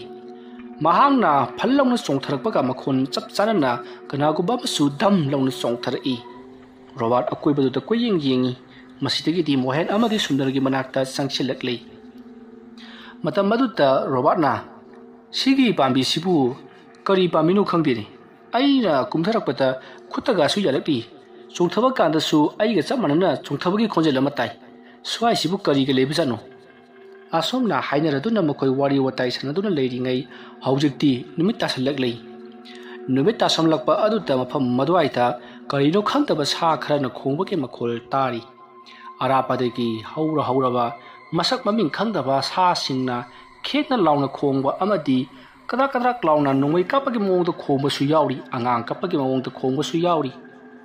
ꯃꯗꯨ ꯇꯥꯔꯨꯕꯗꯒꯤ ꯃꯃꯥꯟꯅꯕ ꯑꯍꯨꯝꯗꯣ ꯀꯤꯔꯛꯂꯗꯨꯅ ꯌꯨꯝꯒꯤ ꯃꯄꯥꯟꯗ ꯂꯩꯔꯝꯕꯗꯨ ꯏꯃꯨꯡꯗ ꯄꯔꯞ ꯆꯪꯁꯤꯟꯅꯔꯛꯂꯤ ꯑꯗꯨꯒ ꯊꯣꯡ ꯑꯗꯨ ꯂꯣꯟꯁꯤꯜꯂꯤ ꯃꯇꯝ ꯑꯗꯨꯗ ꯁꯨꯟꯗꯔꯅ ꯌꯨꯝ ꯑꯁꯤꯗ ꯃꯤ ꯂꯩꯅꯕꯗꯤ ꯃꯥꯜꯂꯤ ꯑꯗꯨꯒ ꯃꯤꯗꯤ ꯑꯝꯇ ꯂꯥꯛꯇꯦ ꯃꯁꯤꯅ ꯀꯝꯗꯧꯔꯤꯕꯖꯥꯠꯅꯣ ꯑꯗꯨꯝꯅ ꯍꯥꯏꯔꯛꯄꯗꯨꯗ ꯔꯣꯕꯥꯔꯠꯅ ꯍꯦꯔꯥ ꯊꯕꯛ ꯑꯃ ꯆꯠꯊꯣꯛꯂꯨꯕꯗꯒꯤ ꯂꯥꯛꯄ ꯊꯦꯡꯅ ꯇꯧꯕ ꯑꯣꯏꯔꯝꯒꯅꯤ ꯃꯔꯥꯏ ꯂꯥꯛꯆꯅꯤ ꯀꯩꯗꯧꯔꯒꯦ ꯑꯗꯨꯒꯤ ꯁꯔꯨꯛꯄꯨꯗꯤꯅꯦ ꯑꯩꯈꯣꯏ ꯅꯨꯃꯤꯗꯥꯡꯁꯤ ꯈꯔ ꯉꯟꯅ ꯇꯨꯝꯅꯅꯕ ꯇꯧꯁꯤ ꯑꯁꯨꯝꯅ ꯍꯥꯏꯔꯒ ꯃꯈꯣꯏꯗꯣ ꯑꯃꯨꯛ ꯆꯥꯕ ꯊꯛꯄ ꯈꯔ ꯇꯧꯔꯤ ꯆꯥꯅꯕꯗꯣ ꯂꯣꯏꯅ ꯇꯧꯗꯨꯅ ꯂꯩꯔꯝꯂꯤ ꯍꯌꯦꯡ ꯑꯌꯨꯛ ꯐꯥꯎꯕꯗꯤ ꯆꯠꯅꯈꯤꯅꯤ ꯍꯥꯏꯕꯁꯤ ꯃꯈꯣꯏꯅ ꯈꯪꯉꯤ ꯃꯈꯣꯏ ꯊꯣꯡꯕ ꯊꯥꯛꯅꯅꯕ ꯆꯦꯡ ꯆꯥꯛ ꯑꯃꯗꯤ ꯏꯟꯁꯥꯡ ꯅꯥꯄꯤ ꯉꯥ ꯀꯧꯇꯥꯅꯆꯤꯡꯕ ꯄꯨꯔꯛꯂꯤꯕꯅꯤ ꯑꯗꯨꯕꯨ ꯃꯈꯣꯏ ꯊꯣꯡꯐꯝ ꯊꯥꯛꯐꯝ ꯃꯐꯝ ꯃꯔꯥꯡ ꯈꯪꯗꯕꯒ ꯃꯈꯣꯏꯅ ꯇꯟꯗꯨꯅ ꯊꯣꯡꯗꯕꯅꯤ ꯃꯁꯤꯒꯤ ꯃꯇꯨꯡ ꯃꯈꯣꯏ ꯃꯃꯥꯟꯅꯕ ꯑꯍꯨꯝ ꯑꯗꯣ ꯍꯧꯖꯤꯛꯇꯤ ꯆꯥꯕ ꯊꯛꯄ ꯈꯔ ꯇꯧꯔꯒ ꯐꯃꯨꯡ ꯑꯗꯨꯗ ꯃꯈꯣꯏ ꯔꯣꯕꯥꯔꯠ ꯇꯨꯝꯗꯨꯅ ꯂꯩꯔꯤ ꯃꯈꯥꯗꯅ ꯐꯛ ꯊꯥꯔꯒ ꯃꯣꯍꯦꯟ ꯑꯃꯗꯤ ꯁꯨꯟꯗꯔ ꯍꯤꯞꯇꯨꯅ ꯂꯩꯔꯤ ꯑꯁꯨꯝꯅ ꯃꯈꯣꯏ ꯃꯥꯒꯤ ꯐꯣꯟ ꯑꯗꯨꯗ ꯀꯔꯤ ꯀꯔꯤꯅꯣ ꯈꯔ ꯌꯦꯡꯂꯗꯨꯅ ꯑꯃꯗꯤ ꯑꯌꯥꯎꯕ ꯒꯦꯝ ꯑꯗꯨ ꯁꯥꯟꯅꯗꯨꯅ ꯂꯩꯔꯤꯉꯩ ꯔꯣꯕꯥꯔꯠꯇꯣ ꯀꯩꯅꯣꯁꯤꯗꯤ ꯍꯥꯏꯕ ꯋꯥꯍꯩ ꯑꯃ ꯇꯥꯔꯛꯂꯤ ꯃꯣꯍꯦꯟ ꯑꯃꯗꯤ ꯁꯨꯟꯗꯔ ꯔꯣꯕꯥꯔꯠꯇ ꯁꯠ ꯌꯦꯡꯊꯣꯔꯛꯏ ꯑꯗꯨꯒ ꯃꯣꯍꯦꯟꯅ ꯀꯔꯤ ꯇꯧꯔꯒꯦ ꯍꯥꯏꯗꯨꯅ ꯍꯪꯂꯛꯄꯗ ꯔꯣꯕꯥꯔꯠꯇꯣ ꯐꯜ ꯂꯥꯎꯅ ꯐꯃꯨꯡꯗꯒꯤ ꯆꯣꯡꯊꯔꯛꯂꯒ ꯃꯣꯍꯦꯟ ꯑꯃꯗꯤ ꯁꯨꯟꯗꯔ ꯃꯈꯣꯏ ꯑꯅꯤꯒꯤ ꯃꯅꯥꯛꯇ ꯁꯠ ꯍꯤꯞꯊꯔꯛꯂꯒ ꯇꯨ ꯌꯦꯡꯉꯨꯅꯦꯁꯦ ꯑꯁꯨꯝꯅ ꯍꯥꯏꯔꯒ ꯉꯁꯥꯏ ꯃꯈꯣꯏꯅ ꯔꯣꯕꯥꯔꯠꯅ ꯚꯤꯗꯤꯑꯣ ꯅꯝꯈꯤꯕ ꯑꯗꯨꯗ ꯀꯔꯤ ꯀꯔꯤ ꯌꯥꯎꯔꯤꯕꯅꯣ ꯍꯥꯏꯗꯨꯅ ꯌꯦꯡꯅꯔꯛꯏ ꯔꯣꯕꯥꯔꯠꯅ ꯁꯤꯕꯨ ꯀꯔꯤꯅꯣ ꯍꯥꯏꯗꯨꯅ ꯑꯃꯨꯛ ꯍꯪꯀꯠꯂꯒ ꯌꯦꯡꯍꯜꯂꯤ ꯃꯇꯝ ꯑꯗꯨꯗ ꯃꯈꯣꯏꯅ ꯎꯔꯤꯕꯁꯤ ꯁꯨꯟꯗꯔꯒꯤ ꯍꯦꯛ ꯅꯥꯀꯟꯗ ꯀꯅꯥꯒꯨꯝꯕ ꯃꯤꯑꯣꯏ ꯑꯃ ꯃꯁꯝ ꯃꯅꯥ ꯏꯁꯥꯡ ꯁꯥꯡꯕ ꯃꯐꯤ ꯃꯔꯣꯟ ꯖꯣꯟ ꯂꯤꯠꯄ ꯃꯈꯣꯏ ꯌꯥꯝꯅ ꯁꯥꯡꯕ ꯃꯁꯛ ꯈꯪꯗꯕ ꯃꯤꯑꯣꯏ ꯑꯃ ꯆꯩꯁꯨ ꯑꯃ ꯄꯥꯏꯔꯒ ꯂꯥꯞꯇꯛꯅ ꯂꯦꯞꯂꯒ ꯂꯩꯔꯤꯕꯗꯨ ꯎꯔꯤ ꯃꯗꯨ ꯎꯕꯗ ꯁꯨꯟꯗꯔꯅ ꯁꯤꯒꯤ ꯃꯤꯁꯤꯅꯦ ꯉꯔꯥꯡ ꯑꯩꯈꯣꯏꯅ ꯇꯨꯝꯃꯤꯉꯩꯗ ꯑꯩꯅ ꯎꯈꯤ ꯍꯥꯏꯕꯗꯣ ꯑꯁꯨꯝꯅ ꯍꯥꯏꯔꯛꯄꯗ ꯔꯣꯕꯥꯔꯠ ꯑꯃꯗꯤ ꯃꯣꯍꯦꯟ ꯌꯦꯡꯅꯩ ꯑꯗꯨꯒ ꯑꯩꯈꯣꯏꯅꯦ ꯍꯌꯦꯡ ꯅꯣꯡ ꯍꯦꯛ ꯉꯥꯟꯕꯒꯅꯦ ꯆꯠꯈꯤꯅꯕ ꯇꯧꯁꯤ ꯃꯁꯤ ꯑꯐꯕ ꯃꯤꯗꯤ ꯃꯥꯟꯗꯦ ꯑꯁꯣꯝꯅ ꯍꯥꯏꯅꯔꯤꯉꯩ ꯃꯈꯣꯏꯒꯤ ꯌꯨꯝ ꯑꯗꯨꯒꯤ ꯑꯀꯣꯏꯕꯗ ꯀꯅꯥꯒꯨꯝꯕ ꯈꯔ ꯆꯠꯄꯒꯤ ꯈꯣꯟꯖꯦꯜ ꯇꯥꯔꯛꯂꯤ ꯈꯣꯟꯖꯦꯜ ꯑꯗꯨ ꯇꯥꯕꯗ ꯔꯣꯕꯥꯔꯠ ꯃꯣꯍꯦꯟ ꯑꯃꯗꯤ ꯁꯨꯟꯗꯔ ꯁ꯭ꯋꯥꯏ ꯂꯥꯎꯈ꯭ꯔꯦ ꯃꯁꯤꯗꯒꯤꯗꯤ ꯃꯈꯣꯏ ꯑꯍꯨꯝꯗꯣ ꯃꯥꯒꯤ ꯕꯦꯒꯇ ꯌꯥꯎꯅꯕ ꯈꯨꯠꯁꯨ ꯈꯨꯠꯂꯥꯏ ꯈꯔ ꯂꯧꯊꯣꯛꯅꯕꯒꯤꯗꯃꯛꯇ ꯁꯦꯝ ꯁꯥꯔꯛꯂꯤ ꯔꯣꯕꯥꯔꯠꯅ ꯃꯈꯣꯏꯒꯤ ꯄꯣꯠ ꯆꯩ ꯁꯣꯏꯗꯣꯛ ꯁꯣꯏꯖꯤꯟ ꯑꯃꯗꯤ ꯃꯈꯨꯝ ꯐꯥꯎꯗꯣꯛ ꯐꯥꯎꯖꯤꯟ ꯇꯧꯕꯗ ꯁꯤꯖꯤꯟꯅꯔꯤꯕ ꯊꯥꯡ ꯁꯣꯔꯤ ꯑꯗꯣ ꯄꯥꯏꯗꯨꯅ ꯁꯦꯝ ꯁꯥꯗꯨꯅ ꯂꯩꯈ꯭ꯔꯦ ꯑꯗꯨꯒ ꯃꯣꯍꯦꯟꯅ ꯃꯈꯣꯏꯅ ꯆꯥꯕꯗ ꯁꯤꯖꯤꯟꯅꯔꯤꯕ ꯐꯣꯛ ꯑꯗꯣ ꯄꯥꯏꯗꯨꯅ ꯂꯩꯔꯤ ꯁꯨꯟꯗꯔꯁꯨ ꯐꯣꯛ ꯑꯃ ꯄꯥꯏꯗꯨꯅ ꯂꯩꯔꯤ ꯑꯁꯣꯝꯗ ꯃꯈꯣꯏꯅ ꯌꯥꯝꯅ ꯆꯦꯛꯁꯤꯟꯅ ꯂꯩꯔꯤꯉꯩꯒꯤ ꯃꯇꯝ ꯑꯗꯨꯗ ꯌꯨꯝ ꯑꯗꯨꯒꯤ ꯑꯀꯣꯏꯕ ꯑꯗꯨꯗ ꯁꯣꯔꯠ ꯂꯥꯎꯅ ꯑꯁꯣꯝ ꯆꯠꯂꯝꯕꯗꯒꯤ ꯈꯣꯔꯣꯛ ꯂꯥꯎꯅ ꯈꯧꯗꯦꯝꯕ ꯑꯃꯗꯤ ꯍꯥꯕꯒꯤ ꯉꯪꯕꯒꯤ ꯃꯈꯣꯜ ꯇꯧꯔꯛꯂꯤ ꯑꯗꯨꯒ ꯍꯅꯨꯕꯤ ꯑꯃꯒꯤ ꯈꯣꯟꯖꯦꯜꯗ ꯉꯔꯪ ꯁꯨꯔ ꯋꯥ ꯉꯥꯡꯕꯒꯤ ꯈꯣꯟꯖꯦꯜꯁꯨ ꯇꯥꯔꯛꯂꯤ ꯑꯁꯣꯝꯅ ꯀꯅꯥꯒꯨꯝꯕ ꯍꯅꯨꯕꯤ ꯑꯃꯅ ꯅꯥꯍꯦꯕꯒꯨꯝ ꯀꯔꯤꯒꯨꯝꯕ ꯋꯥ ꯉꯥꯡꯂꯛꯄ ꯑꯗꯨꯗ ꯁꯨꯟꯗꯔꯅ ꯀꯔꯤ ꯍꯥꯏꯔꯤꯕꯅꯣ ꯍꯥꯏꯗꯨꯅ ꯇꯥꯁꯜꯂꯨꯕꯗ ꯑꯩꯒꯤ ꯈꯨꯠꯇꯨ ꯄꯤꯔꯣ ꯍꯥꯏꯕ ꯑꯣꯏꯗꯨꯅ ꯂꯩꯔꯝꯃꯤ ꯁꯨꯟꯗꯔꯅ ꯑꯩꯈꯣꯏꯅ ꯇꯥꯔꯤꯕ ꯈꯣꯟꯖꯦꯜꯁꯦ ꯍꯅꯨꯕꯤꯒꯤ ꯈꯣꯟꯖꯦꯜꯅꯤ ꯑꯩꯒꯤ ꯈꯨꯠ ꯄꯤꯌꯨ ꯍꯥꯏꯔꯤꯕꯁꯤ ꯀꯔꯤꯅꯣ ꯍꯥꯏꯗꯨꯅ ꯃꯈꯣꯏ ꯍꯪꯅꯔꯛꯂꯤ ꯑꯗꯨꯝꯅ ꯃꯈꯣꯏꯅ ꯋꯥꯔꯤ ꯁꯥꯟꯅꯗꯨꯅ ꯂꯩꯔꯤꯉꯩ ꯌꯨꯝ ꯑꯗꯨꯒꯤ ꯃꯅꯨꯡꯗ ꯀꯔꯤꯒꯨꯝꯕ ꯑꯃꯕꯨ ꯀꯣꯛ ꯌꯥꯟꯕꯒꯤ ꯃꯈꯣꯜ ꯇꯥꯔꯛꯂꯤ ꯈꯣꯟꯖꯦꯜ ꯑꯗꯣ ꯀꯗꯣꯝꯗꯒꯤꯅꯣ ꯍꯥꯏꯗꯨꯅ ꯄꯤꯛꯂꯕ ꯌꯨꯝ ꯑꯗꯨꯗ ꯃꯈꯣꯏ ꯑꯍꯨꯝꯅ ꯀꯣꯏꯂꯩ ꯂꯩꯗꯨꯅ ꯌꯦꯡꯉꯤ ꯑꯗꯨꯕꯨ ꯀꯅꯥꯁꯨ ꯂꯩꯕꯗꯤ ꯎꯗꯦ ꯑꯗꯨꯒ ꯃꯈꯣꯜꯗꯨꯗꯤ ꯑꯗꯨꯃꯛ ꯇꯥꯔꯤ ꯑꯗꯨꯒ ꯅꯤꯄꯥ ꯑꯃꯅ ꯌꯥꯝꯅ ꯀꯟꯅ ꯅꯣꯛꯄꯒꯤ ꯈꯣꯟꯖꯦꯜꯁꯨ ꯇꯥꯔꯤ ꯈꯣꯟꯖꯦꯜ ꯑꯗꯨ ꯇꯥꯕꯗ ꯔꯣꯕꯥꯔꯠꯅ ꯌꯥꯝꯅ ꯁꯥꯎꯅ ꯌꯥꯝꯅ ꯀꯟꯅ ꯍꯥꯏ ꯀꯅꯥꯅꯣ ꯌꯨꯝ ꯑꯁꯤꯗ ꯂꯩꯔꯤꯕꯁꯤꯕꯨ ꯀꯅꯥꯅꯣ ꯑꯩꯈꯣꯏꯗ ꯀꯤꯍꯜꯂꯤꯕ ꯍꯥꯏꯕꯗꯨꯔꯣ ꯍꯥꯏꯗꯨꯅ ꯂꯥꯎꯈꯤ ꯑꯗꯨꯝꯅ ꯂꯥꯎꯔꯨꯕꯗꯒꯤꯗꯤ ꯇꯧꯔꯝꯕ ꯈꯨꯗꯤꯡꯃꯛ ꯆꯞ ꯂꯦꯞꯈ꯭ꯔꯦ ꯃꯃꯥꯟꯅꯕ ꯑꯍꯨꯝꯗꯣ ꯀꯔꯤꯅꯣ ꯇꯧꯔꯤꯕꯁꯤꯕꯨ ꯇꯝꯅꯕ ꯍꯥꯏꯕꯗꯨ ꯑꯣꯏꯔꯕ ꯖꯥꯠꯂꯥ ꯍꯥꯏꯗꯨꯅ ꯈꯟꯅꯔꯤ ꯃꯇꯝ ꯑꯗꯨꯗ ꯁꯨꯟꯗꯔꯅ ꯂꯝ ꯑꯁꯤꯗ ꯈꯨꯜ ꯑꯁꯤꯗ ꯃꯤ ꯂꯩꯇ꯭ꯔꯤꯕꯁꯦ ꯃꯔꯝ ꯑꯃꯗꯤ ꯁꯣꯏꯗꯅ ꯂꯩꯔꯝꯂꯒꯗꯕꯅꯤ ꯑꯗꯨꯕꯨ ꯑꯩꯈꯣꯏꯅ ꯊꯥꯖꯗꯕ ꯑꯃꯗꯤ ꯎꯁꯤꯠ ꯊꯑꯣꯏꯗꯕꯗꯒꯤ ꯃꯐꯝ ꯑꯁꯤꯗ ꯆꯪꯉꯛꯂꯤ ꯑꯩꯈꯣꯏ ꯍꯤꯡꯗꯨꯅ ꯑꯃꯨꯛ ꯍꯟꯅ ꯊꯣꯛꯂꯔꯣꯏꯗꯕꯅꯤ ꯍꯥꯏꯗꯨꯅ ꯁꯨꯟꯗꯔꯗꯤ ꯃꯇꯣꯝꯇ ꯆꯕꯦꯡ ꯉꯥꯡꯂꯤ ꯃꯗꯨꯗ ꯃꯣꯍꯦꯟꯅ ꯇꯨꯃꯤꯟꯅ ꯑꯃꯨꯛꯇ ꯂꯩꯌꯨ ꯀꯩꯗꯧꯔꯒꯦ ꯅꯨꯄꯤꯒ ꯆꯞ ꯍꯦꯛ ꯃꯥꯟꯅꯩꯍꯦ ꯍꯥꯏꯗꯨꯅ ꯆꯩꯔꯤ ꯁꯨꯟꯗꯔ ꯇꯨꯃꯤꯟꯅ ꯂꯩꯈ꯭ꯔꯦ ꯑꯁꯨꯝꯅ ꯂꯩꯔꯤꯉꯩꯒꯤ ꯃꯇꯝ ꯑꯗꯨꯗ ꯂꯩꯕꯥꯛ ꯇꯧꯕꯒꯤ ꯈꯣꯟꯖꯦꯜ ꯑꯃ ꯃꯈꯣꯏꯅ ꯂꯩꯔꯤꯕ ꯌꯨꯝ ꯑꯗꯨꯒꯤ ꯐꯛꯂꯥꯡꯒꯤ ꯋꯥꯡꯃꯗꯒꯤ ꯇꯥꯔꯛꯈꯤ ꯐꯛꯂꯥꯡ ꯑꯗꯣ ꯖꯣꯝ ꯂꯩꯕꯥꯛ ꯇꯧꯕꯒꯤ ꯈꯣꯟꯖꯦꯜ ꯇꯥꯔꯛꯄꯗ ꯂꯩꯕꯥꯛ ꯑꯗꯨꯒꯤ ꯇꯧꯕꯒꯤ ꯃꯈꯣꯜ ꯅꯤꯟꯕ ꯑꯗꯨꯅ ꯐꯛꯂꯥꯡ ꯑꯗꯨꯗ ꯗꯨꯡ ꯁꯧꯍꯨꯝ ꯄꯥꯜꯂꯤ ꯃꯇꯝ ꯑꯗꯨꯗ ꯔꯣꯕꯥꯔꯠꯅ ꯐꯛꯂꯥꯡ ꯑꯗꯨꯗꯒꯤ ꯁꯤꯡꯒꯣꯡꯗ ꯄꯥꯛꯊꯔꯒ ꯀꯅꯥꯅꯣ ꯂꯩꯕꯥꯛ ꯇꯧꯔꯤꯕꯁꯤꯕꯨ ꯍꯥꯏꯗꯨꯅ ꯌꯦꯡꯊꯔꯛꯏ ꯑꯗꯨꯒꯗꯤ ꯁꯤꯡꯒꯣꯡꯗꯣ ꯏꯐꯨꯟ ꯐꯨꯟꯗꯨꯅ ꯂꯩꯔꯝꯂꯤ ꯔꯣꯕꯥꯔꯠꯅ ꯗꯥꯁꯥꯅꯤꯍꯦ ꯍꯥꯏꯗꯨꯅ ꯐꯛꯂꯥꯡ ꯑꯗꯣ ꯃꯍꯥꯛꯅ ꯄꯥꯔꯤꯕ ꯁꯣꯔꯤ ꯑꯗꯨꯅ ꯒꯣꯔꯣ ꯍꯣꯒꯥꯏꯔꯤ ꯑꯗꯨꯒ ꯌꯦꯡꯂꯛꯄ ꯃꯇꯝꯗꯗꯤ ꯃꯐꯤ ꯃꯔꯣꯟ ꯈꯨꯝꯕ ꯂꯥꯇꯦꯟ ꯄꯥꯏꯕ ꯃꯤꯑꯣꯏ ꯑꯃꯅ ꯀꯣꯝ ꯑꯃ ꯇꯧꯔꯤꯕꯗꯨ ꯃꯍꯥꯛꯅ ꯎꯈꯤ ꯃꯗꯨ ꯎꯕꯗ ꯔꯣꯕꯥꯔꯠꯇꯣ ꯃꯄꯥꯟꯗ ꯀꯅꯥꯅꯣꯝ ꯂꯩꯔꯤ ꯑꯁꯣꯝꯅ ꯍꯥꯏꯔꯛꯄꯗ ꯃꯣꯍꯦꯟꯗꯨꯁꯨ ꯌꯦꯡꯉꯤ ꯃꯣꯍꯦꯟꯅ ꯌꯦꯡꯕꯗꯗꯤ ꯀꯅꯥꯁꯨ ꯂꯩꯕ ꯎꯗꯦ ꯃꯇꯝ ꯑꯗꯨꯗ ꯃꯣꯍꯦꯟꯅ ꯀꯅꯥꯁꯨ ꯂꯩꯇꯦ ꯀꯩꯅꯣ ꯍꯥꯏꯗꯨꯅ ꯈꯨꯝꯃꯤ ꯁꯨꯟꯗꯔꯅ ꯑꯩ ꯑꯃꯨꯛꯇ ꯌꯦꯡꯒꯦꯁꯦ ꯑꯁꯣꯝꯅ ꯍꯥꯏꯔꯒ ꯌꯦꯡꯂꯨꯕꯗꯗꯤ ꯍꯅꯨꯕꯤ ꯑꯃꯅ ꯃꯈꯨꯠꯇꯒꯤ ꯏ ꯇꯞ ꯇꯥꯗꯨꯅ ꯑꯩꯒꯤ ꯈꯨꯠ ꯄꯤꯌꯨ ꯍꯥꯏꯔꯛꯄꯗꯣ ꯇꯥꯔꯨꯕꯗ ꯃꯍꯥꯛ ꯈꯪꯗꯨꯅ ꯆꯣꯡꯊꯣꯔꯛꯏ ꯑꯗꯨꯒ ꯍꯅꯨꯕꯤ ꯍꯥꯏꯗꯨꯅ ꯌꯥꯝꯅ ꯀꯤꯅꯕ ꯃꯅꯥꯏ ꯆꯨꯝꯈꯠꯇꯨꯅ ꯂꯩꯔꯤ ꯔꯣꯕꯥꯔꯠꯅ ꯎꯕꯅ ꯃꯤ ꯑꯃꯅ ꯀꯣꯝ ꯇꯧꯕꯒꯤ ꯁꯛꯇꯝ ꯑꯗꯨꯒ ꯁꯨꯟꯗꯔꯅ ꯎꯕꯅ ꯍꯅꯨꯕꯤ ꯑꯃꯅ ꯈꯨꯠ ꯄꯤꯌꯨ ꯍꯥꯏꯗꯨꯅ ꯇꯤꯡꯊꯣꯛꯄꯒꯤ ꯁꯛꯇꯝ ꯃꯣꯍꯦꯟꯅ ꯀꯔꯤꯝꯇ ꯂꯩꯇꯕ ꯎꯕ ꯃꯁꯤꯗꯒꯤꯗꯤ ꯃꯈꯣꯏ ꯑꯍꯨꯝꯗꯣ ꯀꯔꯤꯅꯣ ꯑꯩꯈꯣꯏ ꯑꯍꯨꯝꯗ ꯇꯧꯔꯤꯕꯁꯤꯕꯨ ꯍꯥꯏꯗꯨꯅ ꯈꯟꯅꯗꯨꯅ ꯂꯩꯔꯤ ꯇꯥꯟꯖꯥ ꯑꯗꯨꯃꯛꯇꯗ ꯈꯪꯍꯧꯗꯨꯅ ꯌꯨꯝꯒꯤ ꯊꯣꯡ ꯑꯗꯣ ꯗꯣꯡ ꯊꯤꯜꯂꯛꯂꯤ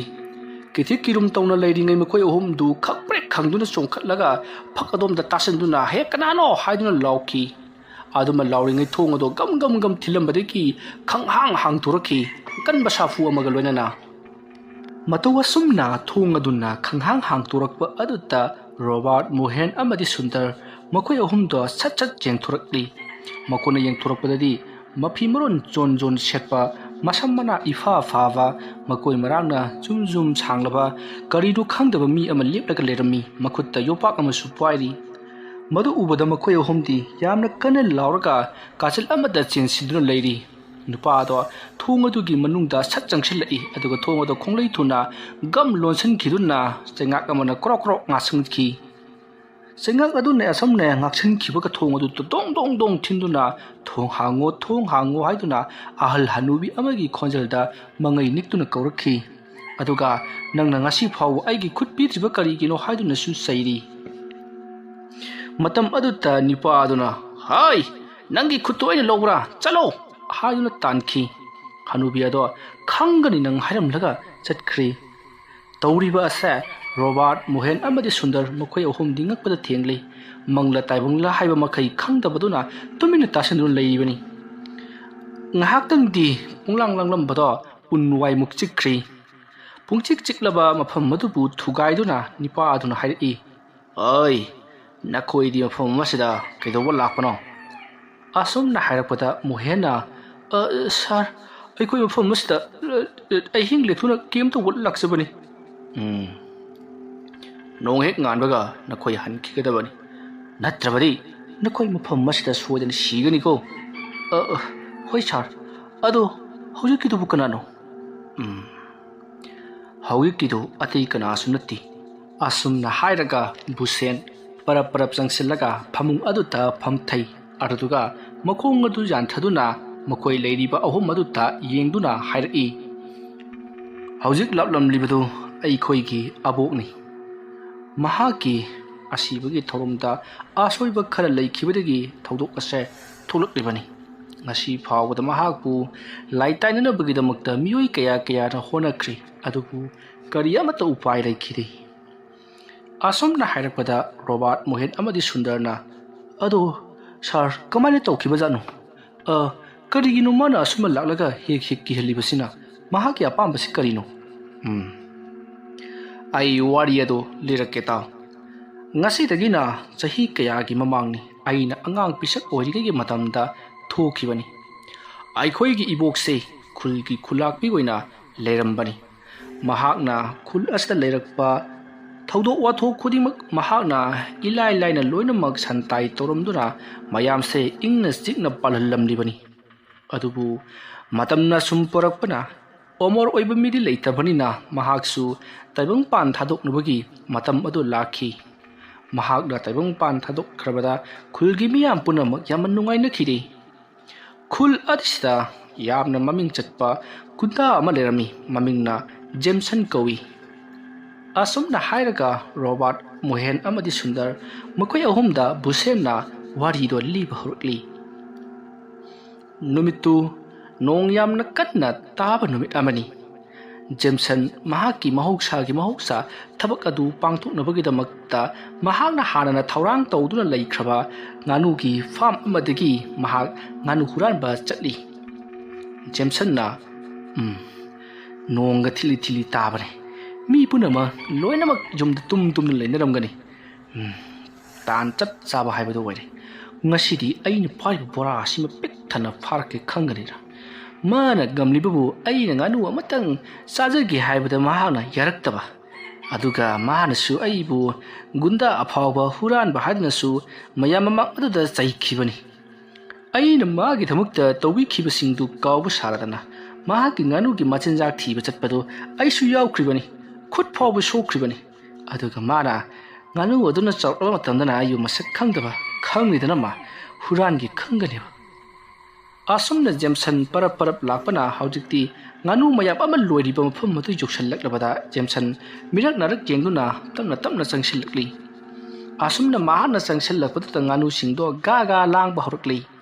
nganu sing aduna gaga langakpadutta kaidoba yaroba jatno haiduna nganu adubu sangliba makoi ani ahum hawalaktuna hौजिक्ति mai amamam paiduna koyeng jingneraki Jameson मकोइना हौगलकपदुता मी संगीदना सिदी हाइदुना उखिबा तारे हाइदुना मरुम अमदा लोटली अदुबु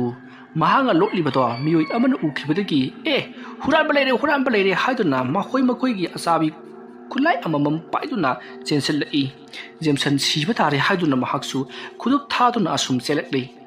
महांगना माइकै सलाई खंगदना नरक मुसोंग फाउदुना चेंथरकपदा खुलापीगी मयुम जोरखी मतम अदुदा खुलापीदी यामना कन्ना नादुना लैरिबनी खुलापी अदुगी युमगी अकोइबदसु मियोइ खरा लैरी फमसेनदुना मसिदगिदी खुलापीदो हौजिक्ति यामना कन्ना अनाबा हेंजली महाक ताइबंग पान थादोकलगदबा माली हाइदुना मयाम मरांग लांगदरिबा मरक अदुदा महाक कछु तौदबा सादुना तपना चंगसेलगा लैरी महाना खल्लुबना नोंगा थिली ताबगा मी पुनमक युमदा तुमना हिमनरमगदरा हाइदुना खलंबनी अदुबु मी खरदी खुलापी अदुबु सांगदुना लैरंबादुदा महाक पुंगंग ए matam madutta kulakpigi yumgi sumang chelong adudasu satil amamam paiduna mi punamak lainaribani masigi matung Jameson su tumina jaga amda laisanduna leiri mabu tanarakpa miyuising ado kulakpigi mayum jawrabadudadi sap leptuna tapna chatli makoina masa khangobsu natta makoisu atumak hankhre masigi matung Jameson kananu sigidoribana akoigi kulakpidu sigidoribajala yamna kana naidi haibini haiduna khanduna leiringai makoi miyoi khana ngarang wari sanabado mahana tai kulakpise yagadaba mandre haiduna asumna hainaringai kulakpido haujiti anaba henjale haiduna marang langnarakle masigi matung mayamdo kuicheng chenduna kananabagidamaki yamna kana honaki adubu upayatumak lairamdi kulakpi taibang pan thadokre matamdu nongalamdaigi matamni Jameson handuna chatpasu yadogum taw kulakpi ki mathau mangamdo yaukrage khanduna kariguma mahana handuna chatlabati mahapu phagadabagi tanarakhiba miyosing ado thatlaga leirambasu khangde khalladuna maha kulakpi ki mathau mangam pangthoknabagi damakta mahak sodumak leire khulgi miyam punamak marang tawduna hojiti kulakpi ki mathau mangam pangthoknabagi damakta khara amana mangtawba chatkre asumna tawduna hojiti nong pungan ngan thoraklabada kulakpi ado maki kuda haptuna phumnabagi damakta sem sarakle asumna tawduna hojiti kulakpi ado ku aduta hapjallaga sem saba punamak loraduna mabu phumnabagi damakta tawriba mafam aduta puranabagi damakta sem sar'i matam matuta Jamesonna karigumba pot amabu ukri madudi kulakpi atuki oi thangba khutki kuning thauta phajaraba sanaki khudo amma siribadu Jameson ui mado maya marang tawbadu da lokthokpa kahuraba jatni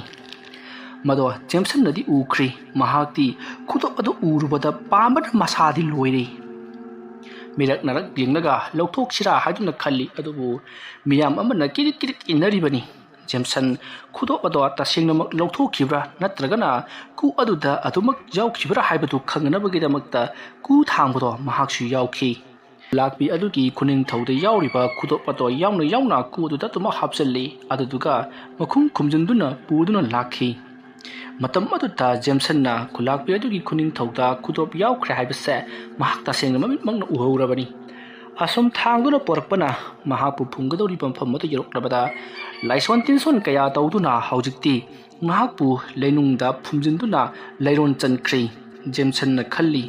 khudo adu lokthokrabadi soidana mahaksi paisa yauna paiba misikama soidana oigani maramaduna mado lokthokdaba yadi haiduna wakhal khanba haurakhi asumna mahake thauram punamak loiraklabada Jameson mayum lomda halakhi adubu mahak leitafam khanglamdi masidagidi Jameson wakhal jamna khalab matungda hore numidang soidana khudop ado lokthok haiduna khanle asumna mahana wakhal khanba yaba khalab matungda yopak amadi hore numidang pubada sijinnagadaba khaw amadi atei pulam latena chingba punamak thaurang tawduna sem sari asumna sem saba pongloi loiduna thamkhra matung numit taba ngaiduna leikhi numit adu hadagi su hauna nong khara tadun leibaga numit adu su nong khara takhi masidagi ti mayam punamak loinamak tumle himna khrabani Jameson di tumthabak yabrati thengjillapa matam ngaina ba honabada Jameson mahak phamungdagi phugutuna soidana lawragi haibigi wakhal amada mahak yopak adu marang banda haigatuna latel adu makhutna paiduna kulakpi adu bu phumkhiba mang adu tamna parap lakle asum lakpara mafam madu jawrabada mahakna khudo odo paman khibana leibak ado tokhaiduna lokthoknaba honakhi somdana kamdori miyoi khara khul adugi nipa amana kulakpi ki mongphamda miyoi ama leplaga laten paiduna lehore haibadagi khul adugi amaiba adu yauna yengnabagi damakta lakhi makhoina asumna laka matamda miyoi ama ngasai leplaga lehobatu leiramdrei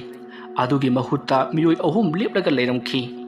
madudi amana makhoina ubada soibagi wani amana yopak jungkulaga thambaduni aduga amana hanubi adugi thawaini aduga amana Jameson ni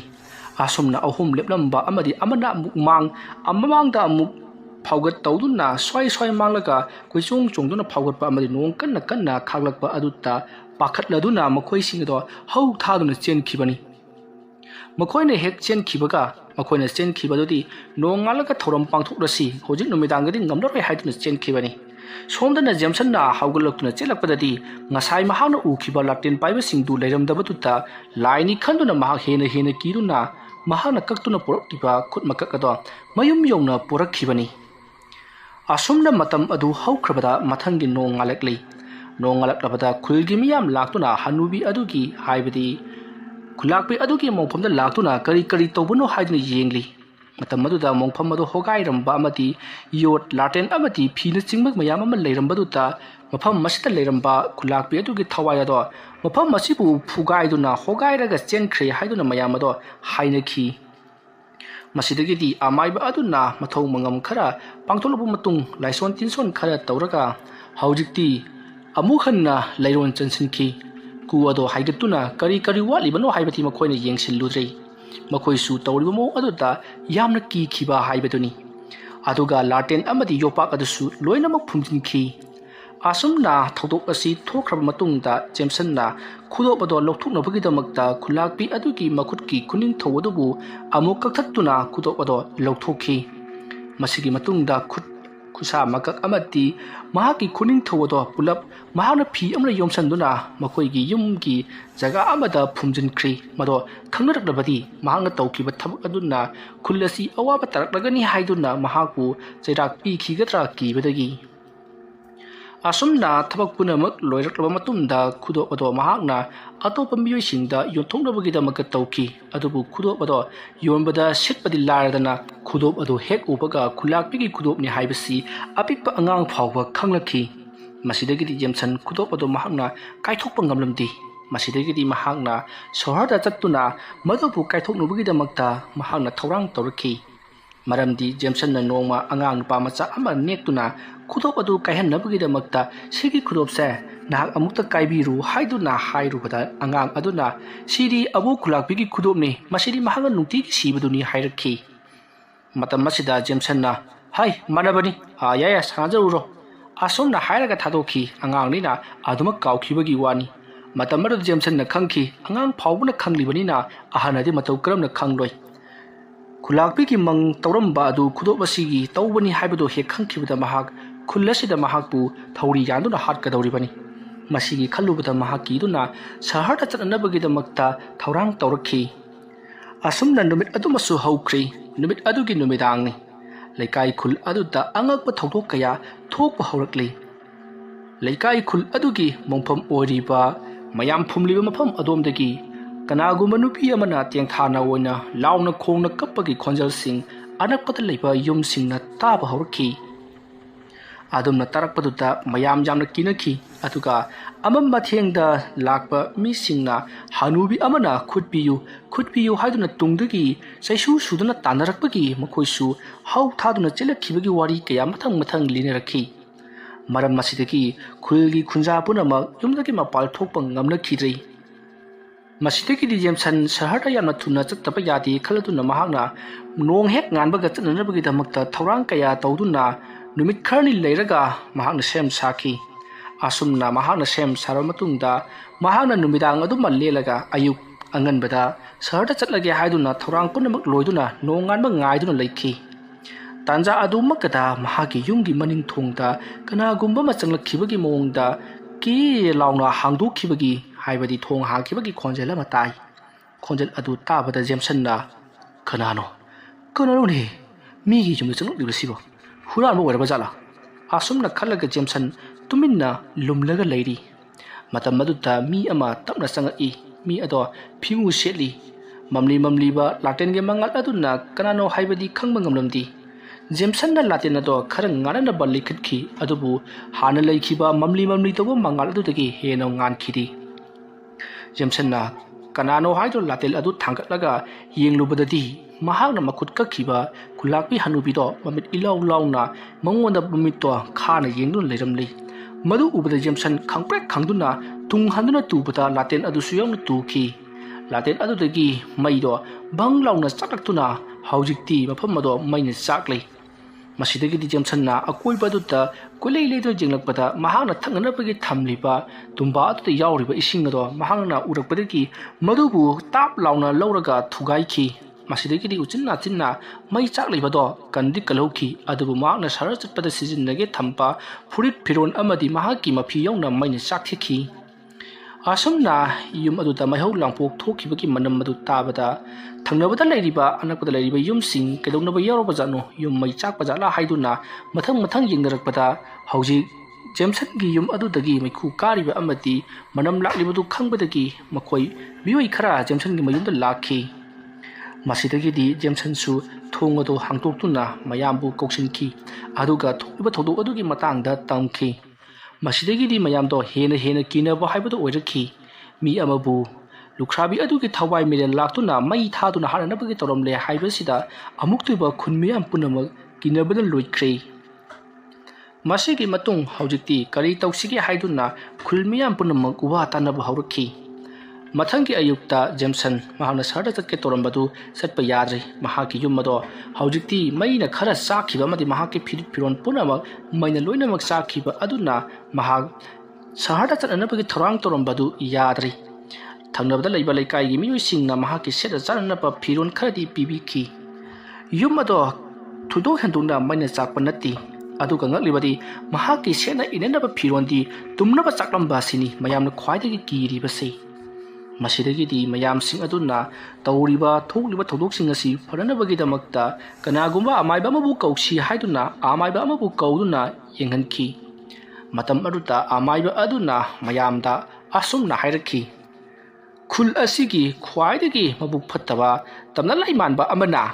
ꯅꯈꯣꯏꯒꯤ ꯈꯨꯜ ꯑꯁꯤꯗ ꯈ꯭ꯋꯥꯏꯗꯒꯤ ꯁꯥꯊꯤꯕ ꯊꯕꯛ ꯑꯃ ꯇꯧꯈ꯭ꯔꯦ ꯊꯕꯛ ꯑꯁꯤꯅ ꯃꯔꯝ ꯑꯣꯏꯔꯒ ꯊꯋꯥꯏ ꯃꯤꯔꯦꯜ ꯑꯗꯨꯅ ꯃꯐꯝ ꯃꯔꯥꯡ ꯈꯪꯗꯅ ꯀꯣꯏꯆꯠ ꯆꯠꯇꯨꯅ ꯂꯩꯔꯤ ꯃꯍꯥꯛ ꯂꯥꯏꯔꯝꯂꯦꯟꯗ ꯌꯧꯕꯁꯨ ꯉꯝꯗ ꯇꯥꯏꯕꯪꯄꯥꯟꯗ ꯊꯣꯛꯄꯁꯨ ꯉꯝꯗ ꯃꯍꯥꯛ ꯃꯔꯛꯇ ꯀꯪꯉꯥꯎꯅꯗꯨꯅ ꯂꯩꯔꯤ ꯃꯔꯝ ꯑꯗꯨꯅ ꯃꯉꯣꯟꯗꯒꯤ ꯂꯧꯈꯤꯕ ꯄꯣꯠ ꯆꯩꯁꯤꯡ ꯑꯗꯨ ꯑꯃꯨꯛ ꯁꯤꯡꯗꯣꯛꯇꯨꯅ ꯄꯤꯔꯕꯗꯤ ꯁꯣꯏꯗꯅ ꯐꯔꯛꯀꯅꯤ ꯑꯁꯨꯝꯅ ꯍꯥꯏꯔꯛꯄꯗ ꯃꯩ ꯂꯩꯔꯤꯕ ꯃꯌꯥꯝꯁꯤꯡ ꯑꯃꯗꯤ ꯍꯧꯖꯤꯛ ꯅꯧꯅ ꯈꯨꯜꯂꯥꯛꯄ ꯈꯜꯂꯕ ꯃꯤꯑꯣꯏ ꯑꯗꯨꯅ ꯀꯔꯤꯅꯣ ꯍꯥꯏꯔꯤꯕꯗꯨꯕꯨ ꯑꯣꯖꯥ ꯃꯥꯏꯕ ꯃꯌꯦꯛ ꯁꯦꯡꯅ ꯇꯥꯛꯄꯤꯌꯨ ꯍꯥꯏꯔꯤ ꯃꯇꯝ ꯑꯗꯨꯗ ꯑꯃꯥꯏꯕ ꯑꯗꯨꯅ ꯅꯈꯣꯏꯒꯤ ꯈꯨꯜ ꯑꯁꯤꯗꯒꯤ ꯃꯤꯑꯣꯏ ꯑꯃꯅ ꯀꯅꯥꯒꯨꯝꯕ ꯃꯤꯑꯣꯏ ꯑꯃꯒꯤ ꯑꯁꯤꯕꯒꯤ ꯈꯨꯠ ꯃꯀꯛ ꯑꯃ ꯀꯛꯇꯨꯅ ꯄꯨꯈ꯭ꯔꯦ ꯑꯗꯨꯒ ꯃꯍꯥꯛꯀꯤ ꯂꯟ ꯑꯣꯏꯖꯔꯤꯕ ꯈꯨꯗꯣꯞ ꯑꯃꯕꯨꯁꯨ ꯃꯍꯥꯛꯅ ꯂꯣꯠꯁꯤꯟꯗꯨꯅ ꯍꯧꯖꯤꯛ ꯊꯝꯂꯤ ꯃꯗꯣ ꯂꯧꯊꯣꯔꯛꯀꯗꯕꯅꯤ ꯑꯗꯨꯒ ꯃꯤꯑꯣꯏ ꯑꯗꯨꯅ ꯂꯥꯟꯖꯔꯦ ꯍꯥꯏꯗꯨꯅ ꯈꯨꯔꯨꯝꯂꯕ ꯃꯇꯨꯡꯗ ꯃꯍꯥꯛꯀꯤ ꯃꯉꯛ ꯀꯛꯇꯨꯅ ꯃꯌꯥꯝ ꯃꯃꯥꯡꯗ ꯁꯔꯦꯟ ꯆꯟꯒꯗꯕꯅꯤ ꯑꯗꯨꯝꯅ ꯇꯧꯔꯕꯗꯤ ꯃꯍꯥꯛꯀꯤ ꯂꯩꯀꯥꯏ ꯑꯁꯤꯗ ꯇꯧꯔꯤꯕ ꯊꯣꯛꯂꯤꯕ ꯈꯨꯗꯤꯡꯃꯛ ꯂꯣꯏꯅꯃꯛ ꯐꯈꯤꯒꯅꯤ ꯅꯠꯇ꯭ꯔꯕꯗꯤ ꯅꯣꯡꯃꯒꯤ ꯍꯦꯟꯖꯜꯂꯛꯇꯨꯅ ꯃꯤꯁꯤ ꯃꯤꯅꯥ ꯅꯪꯕꯇ ꯅꯠꯇꯅ ꯑꯋꯥꯐꯝꯗ ꯇꯥꯔꯛꯀꯗꯧꯔꯤꯕꯅꯤ ꯈꯨꯜ ꯑꯁꯤꯗ ꯀꯅꯥꯁꯨ ꯂꯩꯕ ꯉꯝꯂꯔꯣꯏ ꯑꯁꯨꯝꯅ ꯍꯥꯏꯔꯛꯄꯗ ꯖꯦꯝꯁꯟꯗꯤ ꯍꯨꯃꯥꯡ ꯅꯨꯄꯤ ꯀꯥꯡꯈ꯭ꯔꯦ ꯇꯁꯦꯡꯅ ꯈꯨꯗꯣꯞ ꯑꯗꯨ ꯈꯛꯇꯃꯛ ꯄꯨꯊꯣꯛꯂꯒ ꯑꯃꯗꯤ ꯃꯍꯥꯛꯀꯤ ꯃꯈꯨꯠ ꯑꯗꯨ ꯄꯨꯊꯣꯛꯂꯒ ꯄꯤꯔꯛꯎ ꯑꯗꯨ ꯑꯣꯏꯔꯕꯗꯤ ꯐꯒꯅꯤ ꯍꯥꯏꯕ ꯑꯣꯏꯔꯝꯂꯕꯗꯤ ꯃꯍꯥꯛꯅ ꯏꯂꯥꯏ ꯂꯥꯏꯅ ꯃꯗꯨꯕꯨ ꯇꯧꯔꯝꯒꯗꯕꯅꯤ ꯑꯗꯨꯕꯨ ꯃꯉꯛ ꯀꯛꯇꯨꯅ ꯁꯔꯦꯟ ꯆꯟꯒꯗꯕꯅꯤ ꯍꯥꯏꯕ ꯋꯥꯐꯝ ꯑꯁꯤ ꯇꯥꯕꯗ ꯃꯍꯥꯛꯇꯤ ꯄꯨꯊꯣꯛꯄꯁꯨ ꯉꯝꯗ꯭ꯔ ꯃꯍꯥꯛ ꯀꯪꯉꯥꯎꯅꯗꯨꯅ ꯂꯩꯈꯤ ꯑꯁꯨꯝꯅ ꯑꯃꯥꯏꯕꯗꯨꯅ ꯍꯥꯏꯔꯕ ꯃꯇꯨꯡꯗ ꯑꯃꯥꯏꯕ ꯑꯗꯨꯗꯤ ꯃꯍꯥꯛꯀꯤ ꯃꯌꯨꯝꯗ ꯆꯠꯈ꯭ꯔꯦ ꯅꯨꯃꯤꯠ ꯍꯦꯛ ꯇꯥꯔꯛꯄꯒ ꯃꯐꯝ ꯑꯁꯤꯗ ꯍꯧꯔꯛꯂꯒꯅꯤ ꯑꯗꯨꯅ ꯑꯩ ꯅꯨꯃꯤꯠ ꯇꯥꯕ ꯐꯥꯎꯕ ꯂꯩꯕ ꯉꯝꯂꯣꯏ ꯍꯥꯏꯗꯨꯅ ꯃꯍꯥꯛꯇꯤ ꯂꯩꯔꯤꯕ ꯈꯨꯜ ꯑꯗꯨꯒꯤ ꯋꯥꯡꯃꯗꯒꯤꯅꯤ ꯑꯁꯨꯝꯅ ꯃꯌꯥꯝꯗꯣ ꯌꯥꯝꯅ ꯀꯤꯍꯜꯂꯝꯂꯕ ꯃꯇꯨꯡꯗ ꯑꯃꯥꯏꯕꯗꯨ ꯆꯠꯈ꯭ꯔꯦ ꯅꯨꯃꯤꯗꯥꯡ ꯋꯥꯏꯔꯝ ꯃꯣꯠꯁꯤꯜꯂꯛꯄꯗꯒꯤꯗꯤ ꯃꯌꯥꯝꯁꯨ ꯃꯊꯪ ꯀꯅꯥ ꯑꯣꯏꯔꯕꯖꯥꯠꯅꯣ ꯍꯌꯦꯡꯒꯤ ꯅꯨꯃꯤꯠꯇ ꯌꯨꯝ ꯆꯪꯗꯨꯅ ꯊꯤꯒꯅꯤ ꯍꯥꯏꯗꯨꯅ ꯈꯨꯜꯂꯥꯛꯄ ꯑꯗꯨꯅ ꯌꯥꯊꯪ ꯇꯧꯕꯗꯒꯤ ꯃꯌꯥꯝꯗꯣ ꯅꯣꯡꯉꯥꯟꯕ ꯐꯥꯎꯕꯗꯤ ꯏꯃꯨꯡꯗ ꯆꯪꯒꯗꯁꯤ ꯍꯥꯏꯗꯨꯅ ꯆꯪꯅꯈꯤ ꯖꯦꯝꯁꯟ ꯌꯥꯝꯅ ꯃꯊꯥ ꯁꯥꯅ ꯀꯩꯗꯧꯁꯤꯒꯦ ꯍꯥꯏꯗꯨꯅ ꯈꯜꯂꯤ ꯑꯗꯨꯒ ꯃꯍꯥꯛꯀꯤ ꯈꯨꯗꯣꯞ ꯑꯗꯨꯕꯨꯁꯨ ꯌꯨꯝ ꯑꯗꯨꯒꯤ ꯃꯅꯨꯡꯗ ꯐꯨꯝꯖꯤꯟꯈ꯭ꯔꯦ ꯑꯁꯨꯝꯅ ꯍꯦꯛ ꯇꯧꯈꯤꯕꯒ ꯅꯨꯃꯤꯠ ꯑꯗꯨꯒꯤ ꯅꯨꯃꯤꯗꯥꯡ ꯑꯗꯨꯗ ꯖꯦꯝꯁꯟꯒꯤ ꯊꯣꯡ ꯑꯗꯣ ꯇꯣꯛ ꯊꯤꯜꯂꯛꯈꯤ ꯖꯦꯝꯁꯟꯅ ꯈꯜꯂꯤ ꯍꯅꯨꯕꯤꯗꯣ ꯁꯣꯏꯗꯅ ꯂꯥꯛꯂꯝꯂꯒꯅꯤ ꯍꯥꯏꯗꯨꯅ ꯃꯁꯤꯗꯒꯤꯗꯤ ꯖꯦꯝꯁꯟꯅ ꯅꯪ ꯀꯅꯥꯅꯣ ꯅꯪꯅ ꯃꯔꯝ ꯑꯣꯏꯔꯒ ꯑꯩꯒꯤ ꯐꯤꯔꯤꯠ ꯐꯤꯔꯣꯟ ꯄꯨꯝꯅꯃꯛ ꯃꯩ ꯊꯥꯗꯣꯛꯈ꯭ꯔꯦ ꯑꯗꯨꯒ ꯍꯧꯖꯤꯛꯅ ꯑꯃꯨꯛ ꯅꯪꯅ ꯑꯩꯒꯤ ꯅꯥꯀꯜ ꯂꯥꯛꯂꯤꯕꯁꯤ ꯀꯔꯤꯒꯤꯅꯣ ꯍꯥꯏꯗꯨꯅ ꯂꯥꯎꯔꯤ ꯃꯇꯝ ꯑꯗꯨꯗ ꯑꯁꯣꯝ ꯋꯥꯡꯃꯗꯒꯤ ꯉꯪꯂꯒ ꯃꯤꯒ ꯁꯥꯒ ꯌꯥꯟꯁꯤꯟꯅꯕꯒꯤ ꯈꯣꯟꯖꯦꯜꯗ ꯉꯪꯂꯞ ꯇꯧꯅ ꯑꯩꯒꯤ ꯈꯨꯠ ꯄꯤꯌꯨ ꯍꯥꯏꯗꯨꯅ ꯂꯥꯎꯗꯨꯅ ꯂꯩꯔꯤ ꯃꯇꯝ ꯑꯗꯨꯗ ꯖꯦꯝꯁꯟꯅ ꯀꯅꯥꯒꯤ ꯈꯨꯠ ꯑꯩ ꯈꯪꯗꯦ ꯍꯥꯏꯗꯨꯅ ꯃꯍꯥꯛꯅ ꯀꯟꯅ ꯂꯥꯎꯔꯤꯉꯩ ꯈꯪꯍꯧꯗꯅ ꯊꯣꯡ ꯑꯗꯣ ꯐꯛꯀꯥꯏꯗꯨꯅ ꯑꯃꯨꯕ ꯁꯥꯎꯍꯨꯝ ꯑꯃ ꯆꯣꯡꯁꯤꯜꯂꯛꯇꯨꯅ ꯃꯍꯥꯛꯀꯤ ꯃꯊꯕꯥꯛꯇ ꯊꯥꯈꯤ ꯑꯗꯨꯝꯅ ꯊꯥꯕꯗꯨꯗ ꯃꯍꯥꯛꯁꯦ ꯆꯣꯡꯊꯣꯛꯇꯨꯅ ꯇꯥꯔꯤ ꯑꯃꯁꯤꯗꯒꯤꯗꯤ ꯃꯍꯥꯛꯅ ꯐꯨꯛ ꯍꯧꯒꯠꯂꯛꯄꯗꯗꯤ ꯊꯣꯡꯁꯨ ꯍꯥꯡꯉꯝꯗꯦ ꯑꯗꯨꯒ ꯀꯔꯤꯗꯁꯨ ꯃꯃꯧꯅ ꯇꯧꯔꯝꯗꯦ ꯑꯗꯨꯕꯨ ꯊꯕꯥꯛ ꯑꯗꯨꯗꯤ ꯌꯥꯝꯅ ꯅꯥꯈꯤ ꯇꯧꯔꯤꯕꯁꯤ ꯀꯔꯤꯅꯣ ꯍꯥꯏꯗꯨꯅ ꯑꯀꯣꯏꯕꯗꯨꯗ ꯀꯣꯏꯌꯦꯡ ꯌꯦꯡꯂꯤ ꯃꯇꯝ ꯑꯗꯨꯗ इखंग खंगौदना महाकी ममांग मक्तदा कनागुंबा म परप्रप लाक्लगा कोम म परप्रप तौरखी कोम दो तौखाइरबा मतुंग महान मी अमगे मकुट कक्तुना मिरक नरक जेंगलगा पुखिबदो हाइबदी महान तौखिबा खुदिमक ममित्ता संगसंगना उरकपगुम तौरी मसिदगिदी जेमसन किरकलदुना कन्न कन्न लौरगा थंगनबा युमगी मनाक जंगुनबा महांग थोंगदो हांगतोक्लगा सेंथोरखी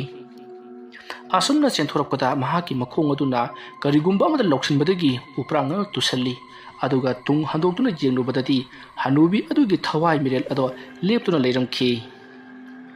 मसिदगिदी जेमसन जामना कन्ना लाउरगा कना कना लेबगे आइबो उक्ता कनबियु हादुना लाउखी अदुबु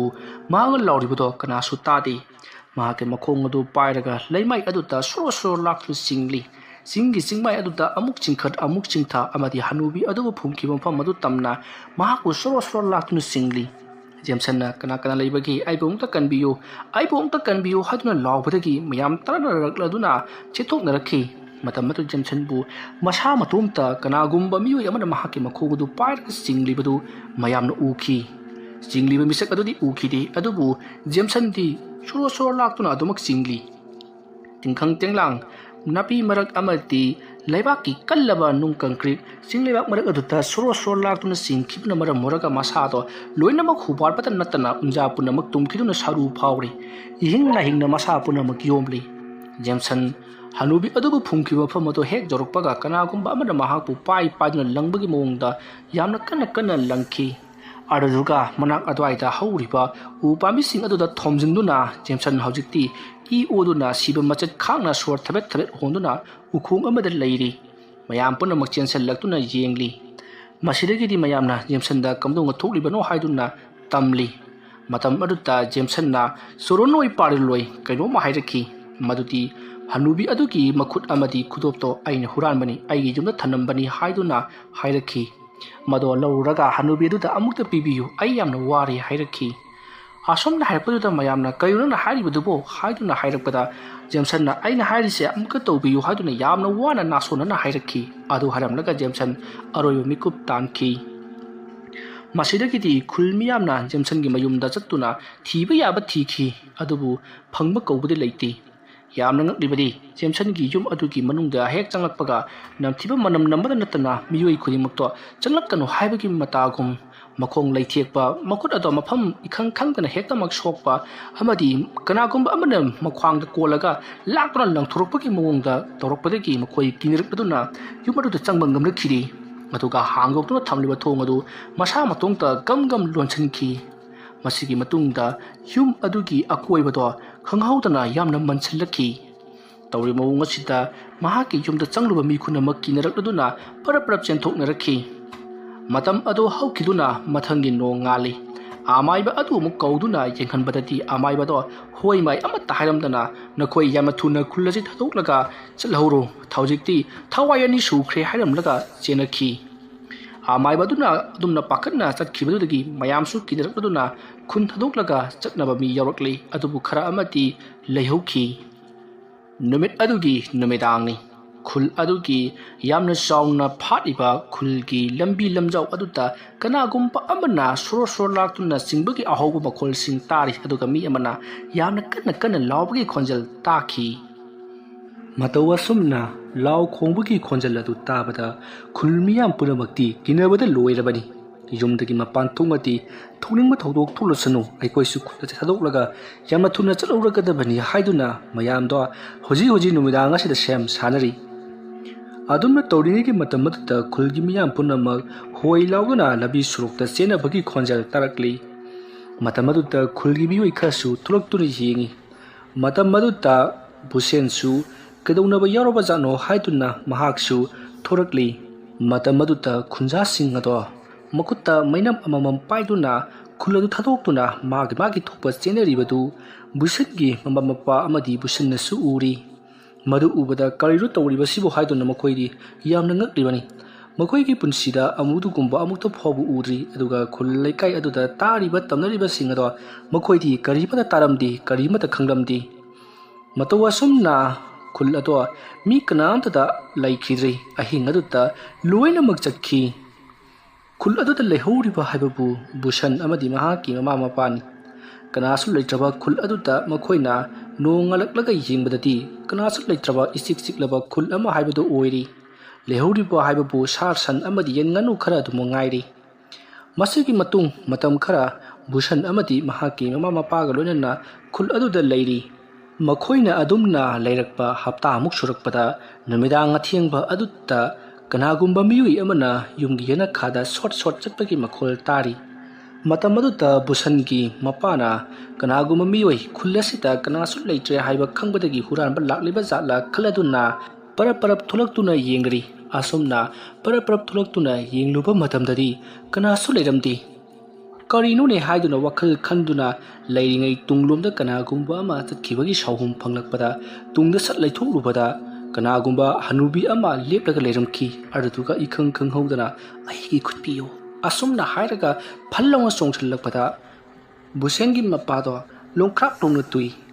mataw asomna busengi mapana kanna lawraga tukhiba adutta busen amadi mahaki mama kaidoka yawba jatno haiduna mapanda parap chentorakli matam aduta busengi mapabung ato leimai de longkhak longna turaga makok to ina pungang ngang na thoktun leiramle aduga makhut masa adusu kanagumba amna lethek lapagum phadrak tatun leiramle madu ubada busengi mamana kariru tawribasiu haiduna kaptuna konkhatuna kapsari busensu tingak kengduna kariru tawribasidi haiduna leiri adoma leiringai khanghoduna nongsu kanna susallaklei akhak arong marak aduta busangi mapabung mong ita tadana haibadi yama thajadaba mawongda adumak taibang thadokri masidagidi busangi mama to yamna kanna kapsakhi aduga busangi mamana kanna kaplaga aibusu lawsanbiro kanano aikoi bo asomna wahanbiri basibo haduna lawrubada akanba nong khakpagi masek mangal amana mama busu lawsanbikhi aduga busanna uhobada nong khakpagi maingal adugi nganthorokpa maingan aduna makoigi yumgi nakanda kanagumba miwei ama hanubi ama leplaga leikibadu busanna uhokhi madu uba aduda busanna hanubi aduge manak omda chenselli aguduga makuttasu chaitup ama pairibani adubu mahana chenselubadati kanasu leiramdrei nong khalakpagi mainganda kanasu leibu udi busan tophom khangana mamaga mapaga yengduna kapsakhi asomna tawduna wari punamak robert mohen amati sundar makhoi ahumda lirakli busangi wari adu tabada mohena adudi yamba matou kramna iyambadi mafam masda leiramlibano iyambadadi kari amata taroktabra adumna hanglakpaduda busanna imaga pabaga leikhidraba matung makhoigi hakchang ado leiron chansankraba matungda aina hanubi adubu matou kramna hatchigi haiduna ngasi phawba sinaduna laklibani nakhoina khulasida changakhibadu aina uhowi nakhoibu aina question sinaduna leiribani khul asi aina iningtamna palibani hanubi ado hek thangnabaga hatgani khanduna aduga hanubi aduna aibudi sumat hati aina sumahapu ngasi phawda maithiba piba ngamdri adumna hairakpada robotna adudi iyamba aikhoiga punna chakhrasi hanubi do kadalungda hatpa ngamloi mahakti lai onikhrabani adumna hairakpada busanna thabak asida thauna phaba miyoi ani ahum tang aigi teng panglabadi sodina thabak ase aikhoina mai pakani hanubi do mahakna aigi imaga pabagasu phajinduna ngasi phawba lairamlenda yohumna ngamdana leireklibani aigi kumlen manglanda tattana laktuna imaga pabado kaplari phari nakhoi ahumna aigi iteng pang nakhoi thauna phaba miyoi ngaktani haiba aina khangi thauna layu hanubi adubu sungki kiganu mahakpu he ubada chenbagi mahut nakhoisu apai ponna thomkai kadobani kaigumba leitrabasu nakhutna karina thinduna akanna mongkala thingnagadabani aduga nakhoina busangi macha masuni hadna pangadabani oh phagani yamba adu yamba khuna tawduribasibu karino ahanbada ekhoi nonghek nganbaga khullasna leiramba huran chinthi tawba taku jamson ki mayumda chatkadabani adugi matungda ekhoi jamson ki mayum adu kom tawkhaiduna ibok adugi makut amadi khudopado koithi thigadabani aina ngasidagi chahi kya ki mamangda tawkhaiduna laklabani adubu phangba kawba lekti aina tawkhaidingai no hetamak tasalakli aduna tawkhaibadu hektamak ngamdi aduga Jameson gi thawai mire laktuna su ingonda adugu madu tawdana bagi damak yamna kanna ingonda athimba piri adugu haujikti na koi ohunga aigana akoi mari shurabanina ma gumna kari to ngamjagani aduna na koi thawna layu asum na hairaga busenna mahaki khuju khulai thamham ka adudagi khuju khulai khara akoi ohumda piri matam aduda sundarna aikoina mafam masta kem tawrusi haidna lakliba siri asibagi makhut kotpa tare da ko haiduna hairi Robana Sundar da tumila yu haiduna kuning sugali masigi matung makoi mathangi nongan mangayak tuna laikri mathangi ayukni Robert Mohen Sundar amadi Busan mukoi au maria do para apamama da lakli Busena lamjing duna asum lakpana mojikti Jameson gi mayum do yuksel lakli mafam matugi akoi bodo yengki da isuk sukpa yamna kiba mafam mamani matam adutta Robert na mafam masidagi khara chatlaga leigi leikol ama lei madu kamaina togunu yamba haiduna Busen da hangi matam madu Busen na mado leikol nati mado mi asiba phumpham mongpham ni haiduna khumli madu tabada Robert khangprek hek khangi masigi matung Busen na haujikti Jameson gi mayum adugi akoi bada lai ama chingni aduga hairikli horen ikoina lebak tawba hek horakpaga mafam masda kira sahung kaya lakani aduga mafam masida akanba nongsu haitharakani mato nakoi ahumna sitkadabani aduga malebak asibu tawbagi thabakti aina tawrake asum na hairaga hainaraba matungda haujikti yum adugi akoibado lebak tawba horaklei matam madu Robert Mohen Sundar makoi ahumna hainai numina tarang thukliba nong bindu ama phabu udaba asida karaidagi nong mana tarakane adana thawai wajari basibo uru parodaba asong na haina dun leidingai khanghoudana leisin nong phai thangjalakle aduga haujikta taru na thuklamba numit ado thokna no akan among da chusalaki nong chuna nong mangchilakle matam madu Robert na karinu he nong manglaba matung da nong chugadabani aduga nong chuna nong mangchilakpasidi ngasin ahan ba thenglei haiduna makoi wari sanari matam madu Busen na nakoi warem ngangdun leraganu ising se zara thankalakani maram maduna aina kau tawriba ko masitegi nakoi ising se sitoklo haiduna hairakpategi makoi ahum changtuna sitli matam madu Robert na ising maru tara muksidi ithandana sitpi ge haiduna sitli adubu ising do zoro asum ising changsel lakuna mahana sitli bado ikan dabugum toksilakli matam madu da Busen na nakoi aina haiba se karimata gyan tadra male hairakpategi Mohen amadi Sundar su yaukilakuna ising ado parap sitli makoi ahum changduna ising ado sitlabadu phawbada ising do sangsal lakuna henjilapugum tawri adubu Busan tawba lepti asomna mahangna singna bampham sing ado asum hogai raktuna hojikti mafam kaya da komgi komngak tang ngai khalaklei matam masi phawbada Busan na pawnliba kut ado hojik pawbu phangdri masidagidi makoi warakladuna Busan da Robert na hairi yamba aikoi wabna lore yamba nga potha kisi oi matau karon potha ga dori bano nakoi ne hek potha khibada mafam mase ising na pik than khada bani aduna potha ganu selo adu bu yamba mafam se ising sum chen selak le aikoi kuyang wabna lore adum na harapoda Mohenna ising chen selak tanaba makoina tawriba mafam masik akoi base makoina kothroki baleba kasina pali oina khagalasi haiduna hairakpategi maduna phagani haiduna pali khagalaklei matam masida khanghauduna numidang wairamgi matawngum jara mamsilaki Sundar kariyune tawriba sibu haiduna mahaki mobile da pung yengrobadadi nungthilgi pung 12 makhai khara henbada ngairamli aduga numidang wairamgum mamsilakpasida Sundar pakhallaklei aduga Busen dawansin duna yamba numit tatlakliba sibu karigino numit tagada matamdi yamna wali hairi matam madu Busen japna hauna noklaga inausa hanbalaitana tawgadabani hauji aikoina tawriba posaka se phanggadaba khara khajitaba ngaisalakli mado phangkhidana bagida makta makoina tawliba chalakni akiba sabtra kaya torokani nakoi kigunu ko asom na hairiga lebakado tawkhaiba lepti waraba suwana Mohen Sundar Robert makoi ahum dusu yamna kan ising sit payaw pali thongat payaw tawduna haujikti lepalakna tawsilakli matam madu da khanghauduna numidang ahingum mamsilakri makoina tawriba mafam adugi akoibada kanagumba khara chenbaki khonjal tarakli aduga law khongba amadi karino khangdaba khonjalna makoigi akoibadu da chenbaki kira bu khonjal kaya tarakli nong su kan khakli सुंदरना महाना तौरीबा थबक अतो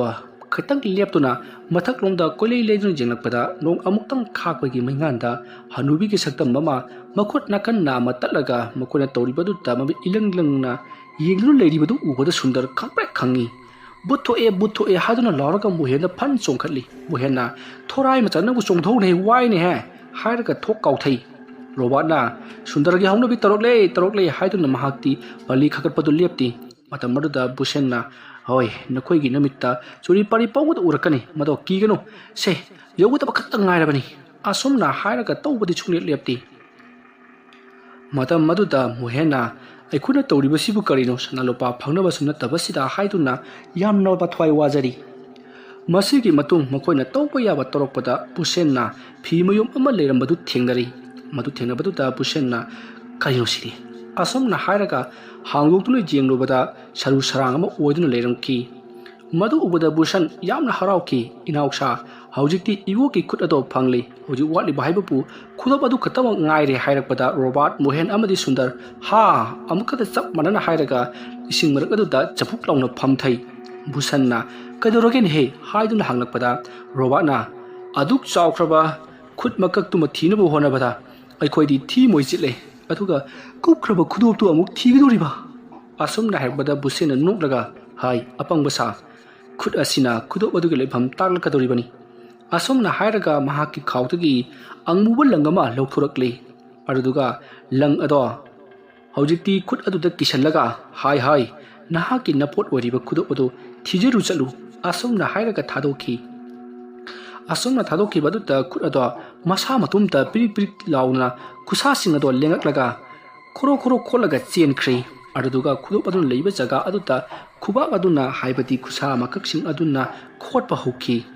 मधु उबदा Busan दो चेंसनखी अदुगा इनाउसा लाउहाई हाइदुना कौसिलगली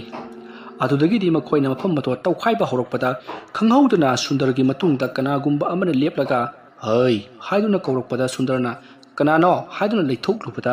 मुसिन मुन्ना वांजिंग वांगना मियोय अमा लेपलगा लेरमली सुंदरना कइनो सिरिया असोमने हाइबगा खंगहौदे सुंदरगे थवाक्ता साफु कन्ना नुपा अमुबा अवांगबा अमा लेपलमलिबा अदुना करिगुमा पोसक अमना थोंगाइरपदा सुंदर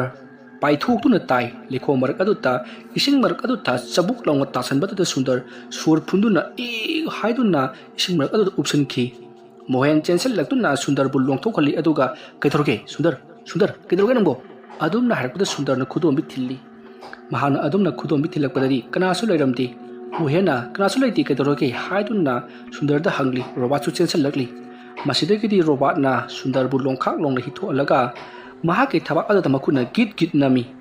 सोमना थबाक नाबगी खरगा वारिङैदुदा रोबाट अदुना नमसलपदुदा खंगना नारी खंगहौदी सुंदरगी खुबाना रोबाटकी खजाइदा यौरखिबदो मसिदगिदी रोबाटना कैदोरगे असोमना हलपदा सुंदरना मिनाइ बिसा सोमदा थबाक नारिङैसना नमैदु करिनो हाइबनिदा अदुमना हायरकपदा बुसेन हौना नोगलई अदुगा हौजिक्ति थबक पुनमक माइ पाकले हाइदुना लौरकले अदुमने हेक लाउखिबगा खंगहौदी बुसन की तुंगलोंदगी कनागुम मियोय अमना मचिन तुमलब पोट अमना थिन्ननबा खंचेन चेंसलपदा मुहेना मदु उबदगी महाना इसितपगी पाइरो पातिल अदो लाक्तन लंगकपदा ngasai ki busan gi makhong da thom badagi busan khangwan non thagi haiduna matamadu da mahaki matung da chen salok pa amuba to busan da lanthuk tu senki matamadu da busan su uri haujikti mahaki masada karigumba ma torokatore haibasi ubadagi busan na ya mi usitaba asom na hairaga khut makak saru saranga do ta paikhali aduga khut pasa do hauji amuba atuge maikai rom da thak thangdok tu na utli aduga mahaki mabuki maming suonduna tu abo nangbu matiba piki ba jamsani asumna hairubada khut makak ado khanghaudana paisenki amubu marak aduta aduga khut makak sing aduna amubu adugi marakta khoro wo khaiduna haujikti amubu maiku chapul adubu apa marang khangdana saithokhanki aduga hojikti saru sarang olaba khut makak adusu nongmarak adugi likho marak aduta taduna leiri busan tapara parap sangsinduna khut makak adubu paikhatli adugi matungda mahangna phi ama lokthokutuna tapna khumjinduna yomsangrei khudop adusu khut adugi kuning thauda sijankrei matam maduda sundarna kariro tawribasibo ibildet ki khut turasibo hai tumle nang kai khangi mi maibara kainom tawri masi asumna hainabada mohenna paisa phangora taba yengri khut kasi yone ngaksangang kuban hure basi ising chitbada khwanga ja naruna yadre masidi lam tabren phai matam mat sundarna langhin khoba ha mathang dine karai da noma ya matam na pham da muk chalaga na kem tarusi asum nangal ribadu tabada busanna inausha haujikti iwo ke mongphom da chalasi asum na harakpada robot na ha kari abu ki mongphom da adum na harakpada sundarna ai khoidi suwairada ngasi adum na harakpada da busanna haujikti kari amata khaluraganu abu ki mathong mangam aikhoina matik chana pangthok piragadabani masi punamak nakhoibu abu na kauribani nakhoina abu ki mateng pamibagadamak maduki mahisu phangkani haiduna busanna hairi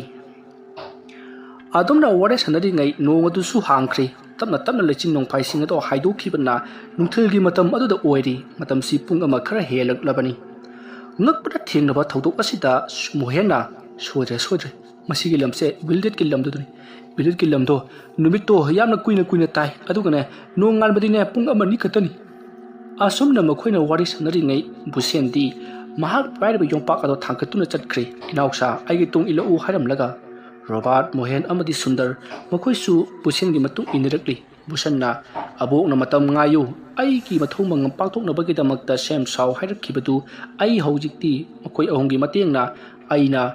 Jameson busu laman khumbang ngamjari aduga ibo ki thawai mirena pamjari badu su phangjari adum hairakpada Sundarna khangli mamang thakta busengi mamaga mapaga hatkibadu busengi maboka natti Jameson ki thawai mirelani haibasi hojiktada busen haribasi da khanglakhi Jameson na hanubi adugi saktam lawduna laklaga hatkibana busen na mabokna ni haiduna khankiban adubu hojik kona thangda mahakna mabuki thawai mirel aduga wari sanarba matungda makhoi ahum se nongmodi sodina lakani nangina teng pananabagi damakta makhoi ahumga tawduna nangna aigi awabasi kokpiyu haiduna busen da haibadagi busen sumfam masida tekta kaidina leiba oiramki asum lakbana hojikti busen mabuki mofam madugi manak yorokli afam madu nali marak busen na hek sengtoktuna lei thai maramaduna mafam madu leigi leikol ama malhalibani mafam madu ta Sundar Mohen Robert makona yausilakpada phajaba leising ubada akiba khara phabagum tawri masidagi di busen na inauksa afam masidani abu phumkibado aduna ai tawkhairaga mase phumjengkige ko nakoisu khara mateng tawbiyu adumna hairakpada Robert hoi iyamba haiduna tawkhairi matam maduda Robert na musmuhenda haisu haibani bo paisa phangmusu natabada aikhodi wabana loire he adumna hairakpada Sundarna taninte ko miyoibagi mateng pangbadane maman matikna ganu kubakna cheche thadalakani asumna haiduna makhoi lebak tawbudu yauri usinna haujikti tawruba adutta kuwado thengnari busenna khutado mahaki maboki manakta thamlei aduga mahakna kari no kharasu murum solaga khurumlei madugi matungda leibak sijinduna haujikti mathong mangam punamak pangthokpa lorabanina khunlekai asida ingna singna mi leiba yaragani haiduna makhoi ahumda hairi aduna aikoi warabanina ngasigi ahingsimati kari torokpake haibadu yengko oina lehing leklasi madugi matungdagi aikoi hayeng nongalakpada nakhoida aina yumda chakhiba yakhinabagi ayaba piragani haiduna busen hairakli ngasaidagi lebak turubagi gu wabaga hoida ngasisima potharasi haiduna makhoi ahumdo ahingaduma pothaki busenna sayamna thokpa umang amada makhoi bu puduna busanna sa tanduna makhoi numidang tumadi yamna hauna sa su yaiduna chaminakhi numidang adudari karsu thudokpa torok khidri lamnaki sa ngana khongbagi khonjel natana busenna mapanda thoktuna numidangi matamda mapanda thoktuna aina leibase ngasin ahanbani haiduna wari sari thabal su phatna thokli Robert Mohen Sundar makhoi ahum su mapanda tholaktuna akoibagi saktam do yengdu leiri matam maruda Mohenna budama leire haduna laudun Robert ke manakti senselli matam maru Robert na ha kadai no haiduna yengthorai busen amadi Sundar su yengthorai matam maruda Mohenna du agi thongan kachinda lebriba sini haiduna hairakpada busen di noklaga hoi asidi akoigi thongalda hauba lafu pambi macha duni ne hairakpada bayam do wa nu i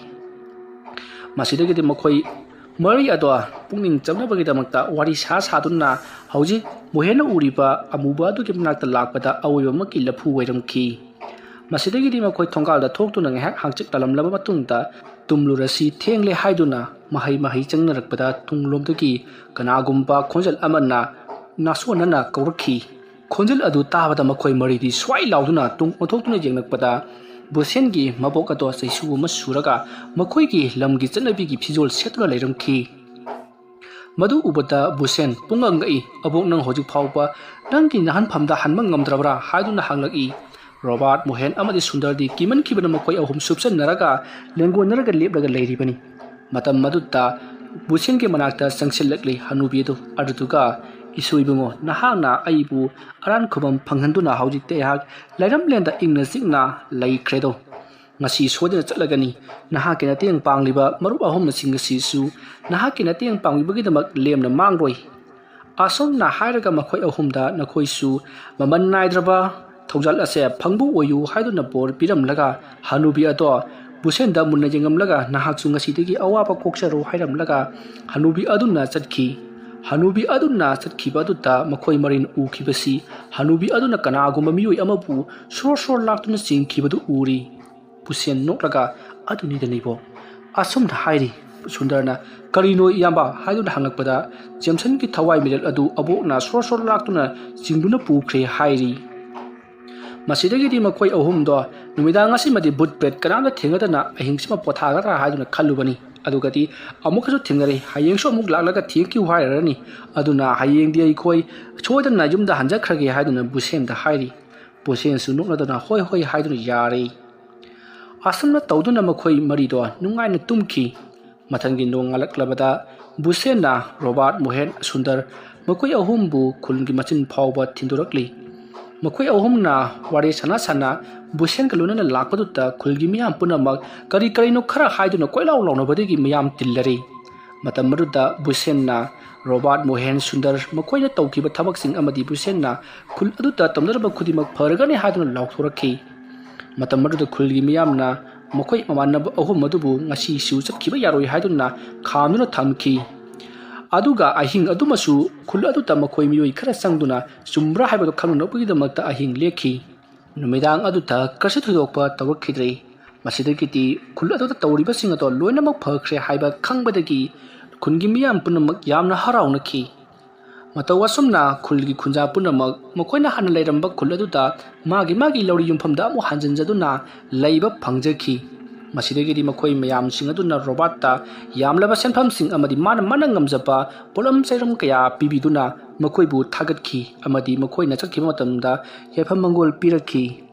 Robert Mohen Sundar makhoi ahomsu yamna harauna makhoi na ingawna taruba thabak aduna kaya da chawraba mahi phanglibado haiduna makhoi su yamna chawthokchana makhoi mayum lomda halakhi mathang manaw naina chathajarakpa khulakpi ki khudop haripa wari asi matang asida loisinjari aina wari asi pathokchaba matamda soikhi lankhiba wahi wata khibik tabiriba punamakna puchal chawnanga pigani mayambu aroibada amuka hanna khurumjari